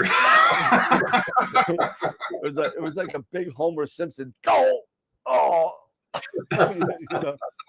Oh man, it was just so now we got to get it in 2024. Got to get it on video. So yeah. No, it's going to be awesome. I'm looking forward to that. So yeah, it's going to be a lot of fun. We're going to go down to Point Peely area because that takes us very close to the line, the center line, actually. So I'm not sure what's down there. We'll figure it out, but I might even scout it out ahead of time just to get a feel for the lay of the land, where would be a good spot to set up and stuff like that. But we might have to move too. It depends on the weather, right? Who knows? Might have to move around. So we'll see what happens. Do me a favor. I don't know what it's like in the Great White North, but I don't want to be running into no Yetis or Eskimos or anything like that. It's not like that. I remember one time, a long time ago, I went to Florida. I was talking with some. A bunch of frostbacks. That's all. Yeah. I went to Florida and I was talking with some Americans down there, and I had them convinced that we lived in igloos up here. We don't. Hey, Sean, you can appreciate this. When I first moved down here from Canada, I had about $200 in Canadian Tire money. So I decided to go down to Baja, and I'm using that to buy Pemex gasoline. And they're looking at it, and I'm going, oh, yeah, that's the King of Canada. That's the King of Canada right there. No way. That's swear to God, crazy. man. Canadian Tire money. That's awesome. Do you know that some of those Canadian Tire bills are worth like $3,000 now? Are you serious? Oh my God, There's a lot of talk going on. They're being sold on eBay. Some of the more rare ones are being sold on eBay for like $3,000, and they're only like 5 cent or 50-cent notes. Yeah, it's crazy. Wow. God, that is crazy. That is funny because every time you That's go to funny. Canadian Tire, it was kind of basically just like auto parts store, right? Yeah. You spend so much money and they give you these little dollars and they look just like kind of Canadian money. They look like Canadian money. Yeah, exactly. Yeah, that's funny. That's funny. And then the Looney and the Toonies. There's another one that only Canadians can appreciate. It's funny because I went on the search in Canada for Rush beer, and I went all over the place when I was up there in October, and I'm searching for Rush beer, and Didn't Rush. find any. What? No, I finally found it at something, and you're gonna LCBQ or LCBO. LCBO. Yeah. So I'm on my way back out. Everything's gone. I met with yourself. I met with Ron. I met with Pete. Yep. And on my way out of Canada over the the country line, and the customs, whatever. He's like, do you have anything to claim? Are you bringing anything over the border? I said, yeah, just an 8-pack of beer. And he's like, an 8-pack? What's an 8-pack? I said, I don't know. I'm an American. I got an 8-pack box and I filled it up. I don't know what it was. It was this LCBQ, GBTQ something place. And I'm like, dude, I'm like, I don't know. He's like, let me see it. So I pull it out. I said, see, it's an 8-pack. He's like, all right, you should go. Cool. That's awesome. Yeah, it's called the LCBO, and it stands for the Liquor Control Board of Ontario. That's the yeah. So they're the ones that have it all tied up, all the alcohol tied up, and no one else can sell anything except the LCBO. Basically, they've got it going into some stores now. They've got some retail operations. Walmart has it and stuff like that. Limited beer sort of things, but LCBO is the main place that you go here, anyways, in Ontario to get your fix. So I was able to get 6 Rush beers, which I still have 4 of them left, and 2 Trooper ales from Iron Maiden. So great, good. That's awesome. That's good. That's a good ale. That's probably one of my favorite. And you got to remember too. You also got some ketchup chips. That's it. Yeah, Dan, you got those. You love them. You secretly love them. although I have to say, I finally had the opportunity to try the maple syrup. Oh, okay, great, good. How was it? Good. Awesome. Yeah, probably the best maple syrup I ever had. I swear to God. Great. It awesome. Was so good. Glad to hear that. It put about 18 pounds on my hips, but I mean, but it was awesome. Sean, you'll have to agree. Here's another Canadian tradition, right?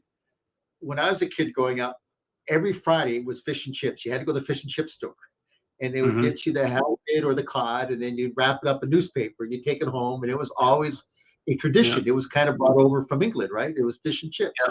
So people would be lined up, man, at about 4 to 6 p.m. on Friday nights getting their fish and chips.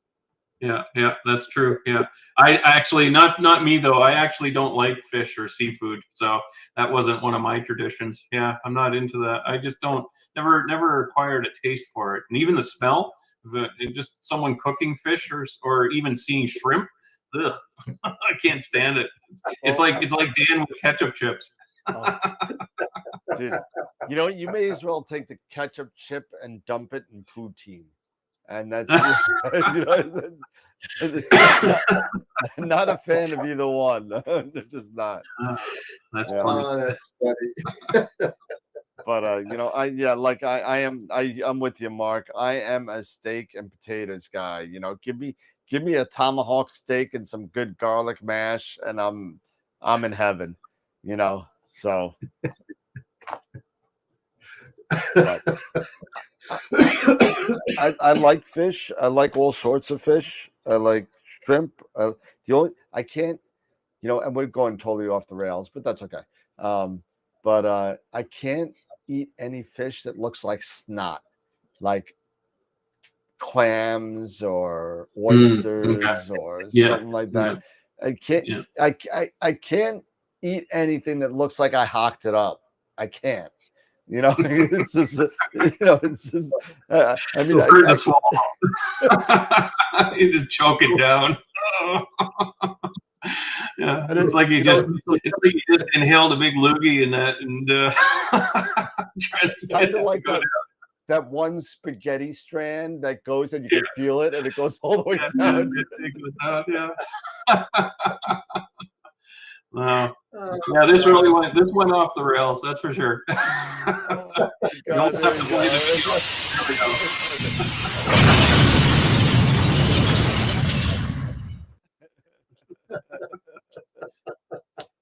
It's funny. But oh well, do we even have a giveaway today? I don't even know if we have a giveaway tonight because I am so exhausted. Let me double check. And Sean's already yawning. So let's see if we do. No. I've got this weird thing happening with me for some reason. I wake up every night at 3 or 4 a.m. and I cannot sleep. The mind is just racing with ideas and stuff, and I have to work on it. And then I'm just drained, for the rest of the day because of it. So unfortunately. I hear you. I mean, my unfortunate reality is that I get up at about the same time, and the only reason why is because my stupid dog wants to take a dump at 3 o'clock in the morning, and then what happens is it's not even the dump that's the bothering. It's not even that. It's my 3.5-pound Chihuahua who doesn't want my dog to come back up on the bed. Oh. So the Chihuahua chases the dog. I mean, my other dog is like 15 pounds. The Chihuahua is 3. I mean, the Chihuahua runs the house. That's it. But and I got to pick up the Chihuahua. I got to put it down so the other dog can come up because the other dog's harmless. And no, I don't need a doggy door. They go on the wee-wee pad. They're little foo-foo dogs. They don't have to go out. I don't got to walk them. They're dumps are the size of like, the lens cap, if that. It's half that. I'm raising that. It's really nothing. It's like rat poop. It's like the size of this USB thing right here, and that's it. It's like rabbit nuggets. You take it, you pick it up, and you throw it in the toilet bowl, and you flush it. I mean, that's it. But it's all about the whole process of getting everybody back to bed after all the other garbage. But anyway, we didn't do a giveaway last week, so we're going to give away something tonight anyway, because I just feel like I want to. Let me see if I can grab the infamous Sean's Wheel of Fortune. We gotta get. Oh yeah, that was a good find, eh? Oh, it was awesome. And let's see, we are going to give away. What do you want to give away tonight? So we got MOP class, IP for AP, or Woodland Hills gift certificate. Which one you want to give away? Sean, you're the guest. Which one you want to give away? Do the Woodland Hills first. Well, no, it's one of the 3. We're not doing them all. Oh, you're not doing them all. Oh, okay. No. Well, that's tough. Jeez. I don't have a wheel to spin to guess which one. Do the mop. Do the mop thing. We'll give them. Do the mop. Okay, we'll do the mop. All right. So let's see. We'll get the screen share up real quick. Here we go. There we go. All right. So free messes, and they're actually coming up with another. I think the 21st or the 17th, whatever. Not this Tuesday. Next Tuesday is their next class. So you can use this at that class, or you can use it for any other class you want. So if you're just starting and you want to start at the beginning, you can. So this is good for any class. So we have 149 people still on this wheel. So we're one away from 150. So let's get 150. If you're new, sign up again. www.astralweb.com. And here we go. So for free Masters of Pixel Insight class, bam, here we go. And the winner is Billy Hansen. There you go. All right, William, I'll send you an email with the all the information, and Pete Proul will get back to you on how to kind of redeem that. So congratulations to William. What are they saying? I see Sean laughing. No, I'm just no, I'm just Billy's is that Billy's Astro, William Hansen? No, that's Billy. No. Billy's Astro is, I think, Billy Beckett, if I remember right. Oh, that's right, Billy Beckett. That's right. Yeah. That's right. Yeah. Sorry. Yeah, he was just saying he could have used that Woodland Hills thing today. That's all. I just thought that was fun. Next time. Let's see. The next giveaway for Woodland Hills is next Wednesday. There you go. Oh. What do you got coming up for Friday's show? So Friday, I think I'm going to be going. Let me switch this back real quick. Okay.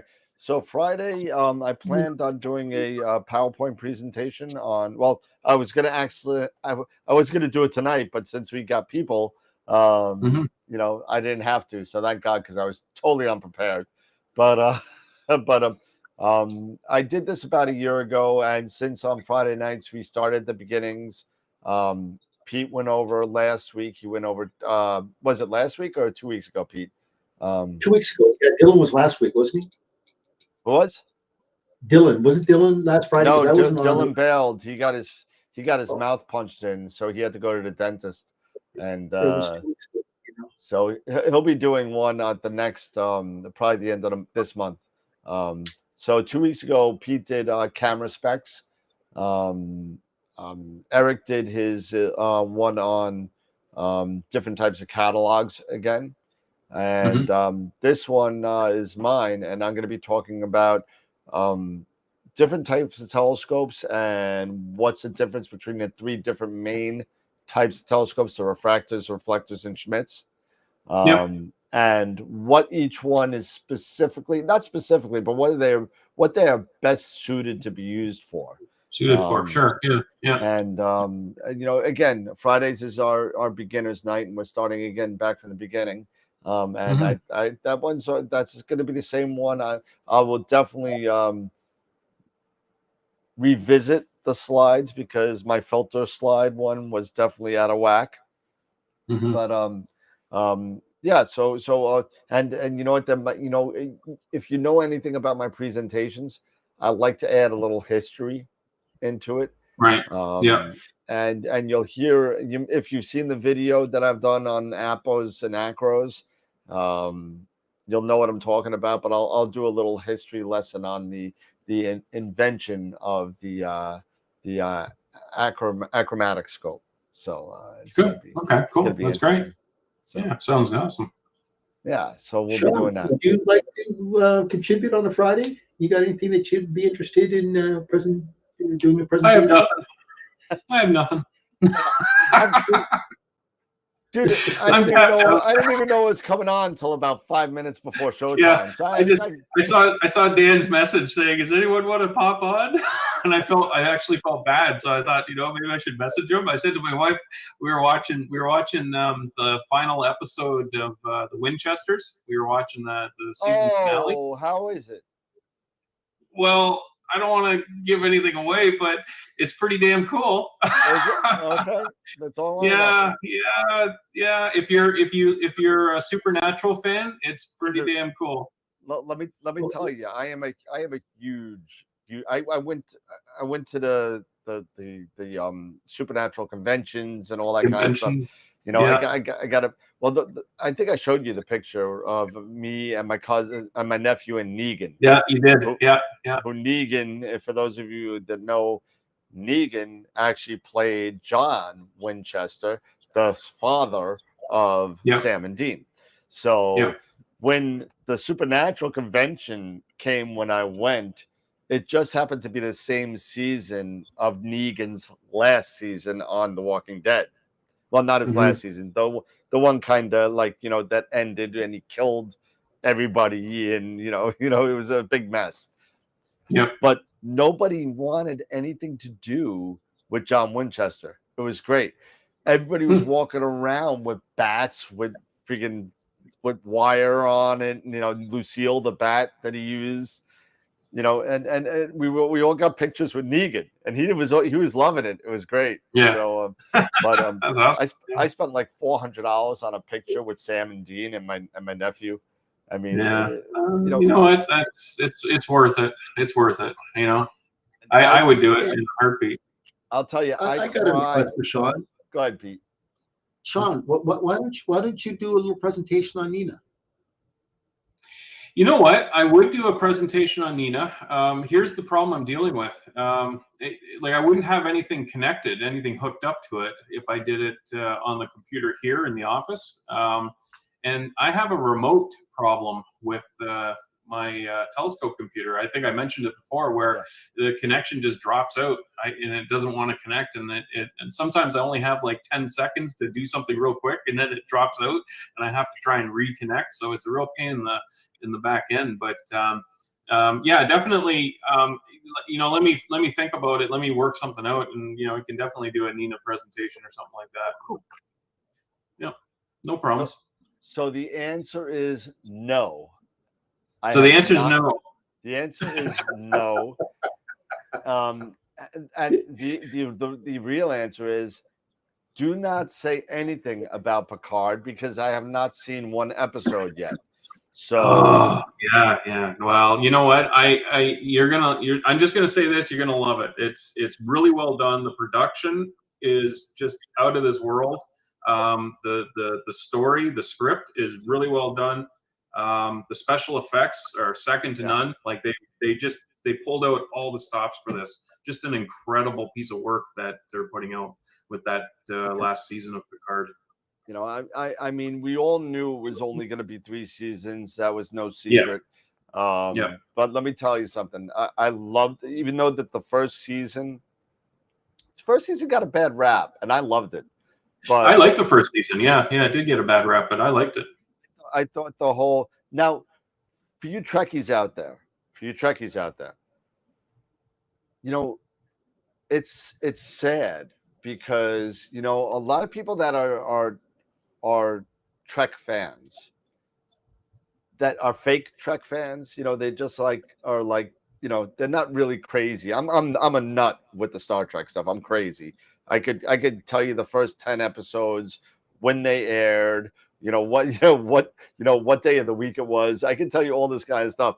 But let me tell you, a lot of people don't put together that the Data that passed away in Picard wasn't Data. No, it was before. So. Oh, okay, that's interesting. Okay, because Data died in the explosion. That's right. Yeah, the explosion. So he was destroyed basically. Yeah. So it was before that died in Picard. So a lot of people don't put that together. So. Yeah, and you know what? I never put that together actually myself until now when you said it. Yeah, that makes a lot of sense though. Yeah.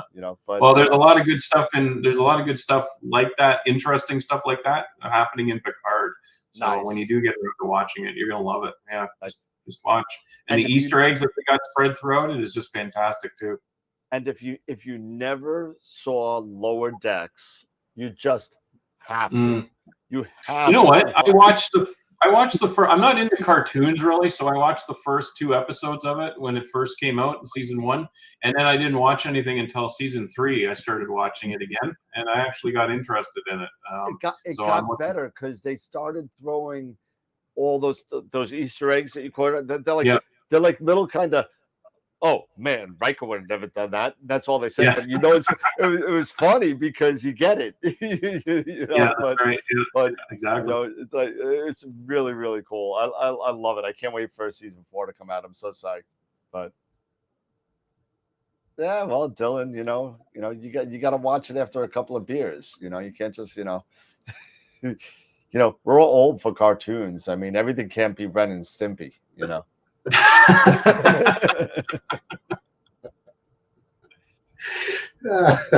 Oh God. Anyway. Well, how many did anybody? We had 33 before we started talking about Star Trek, and now we have 22. 2. So. Well, I guess realistically, people tune in for Astro, talk and stuff like that. Not necessarily, some of the side commentary that we get going on. TV reviews, all that kind of stuff. Movie reviews, yeah. Don't worry, I'm gonna do an original Odd Couple movie review eventually. So. There you go. It's 12 floors, not 11. Felix, you're driving me crazy, Felix. Get out of here. Wait, what is that? Take it off. It's going to be on your head. What is that? Curse of the Cat People? What is that? Get that out of here. Oh, God. You don't understand. That movie, me and my friends have been quoting that movie since like 1986 when we saw it for the first time. We're still quoting it. All of a sudden, we'll be at a bar and you'll hear something stupid, about the Odd Couple. The best line of that entire movie was this. Didn't I tell you to stop putting little notes on my pillow? I told you for a year to stop putting little notes on my pillow. We're out of Franks and Beans. F you. It took me 2.5 hours to figure out F you meant Felix Unger.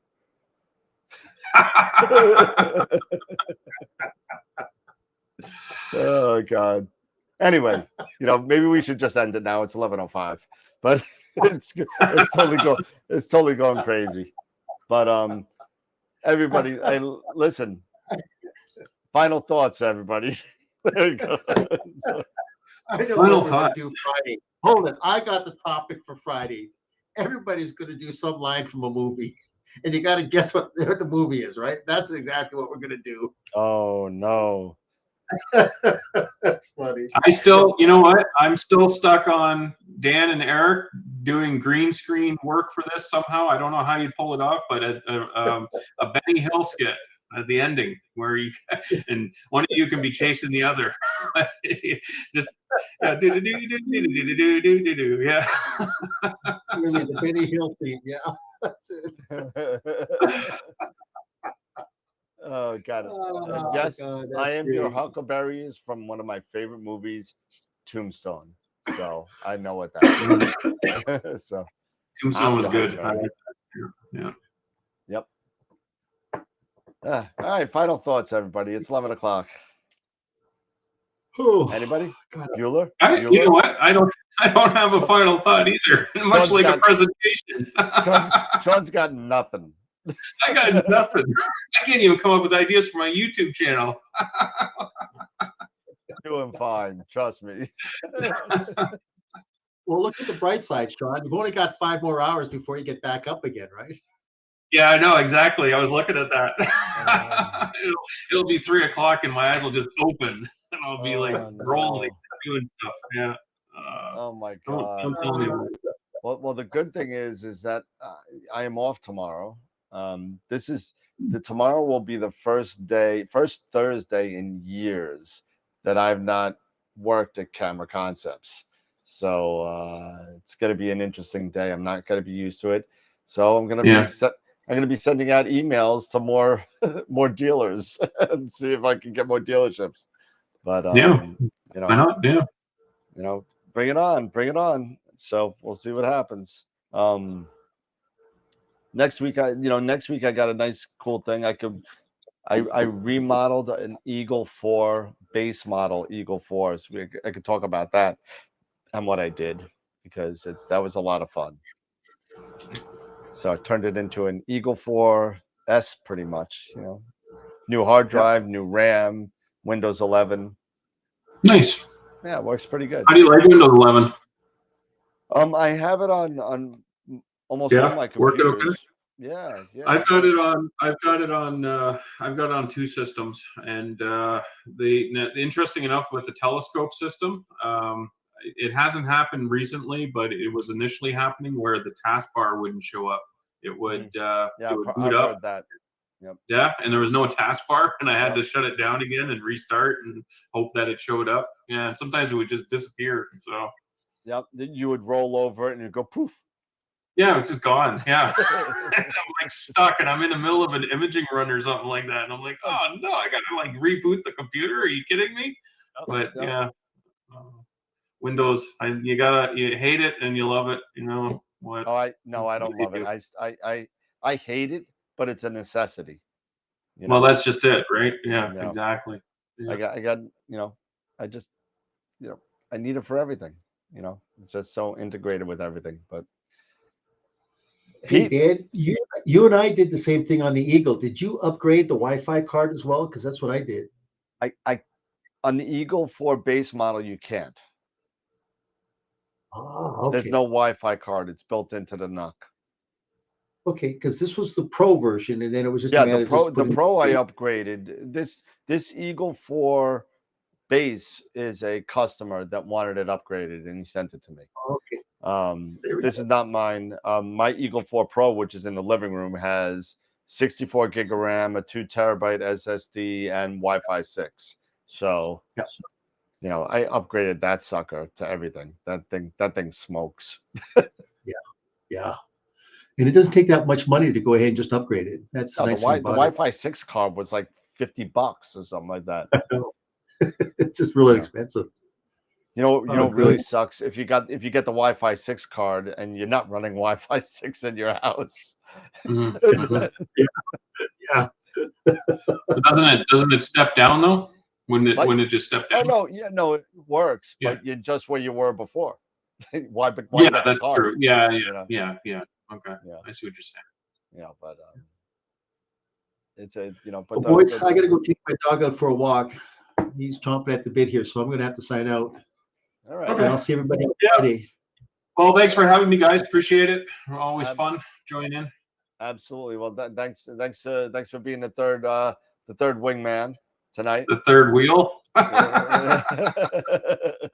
Never happened, but Never happened. awesome, everybody. Well, thank you, everybody. Have a good night, everybody. Take care. We'll see everybody on Friday night. And remember, as always, to keep imaging, keep educating, and clear skies. And we'll see you on Friday night at 8:00. Have a good night, everybody. Yep.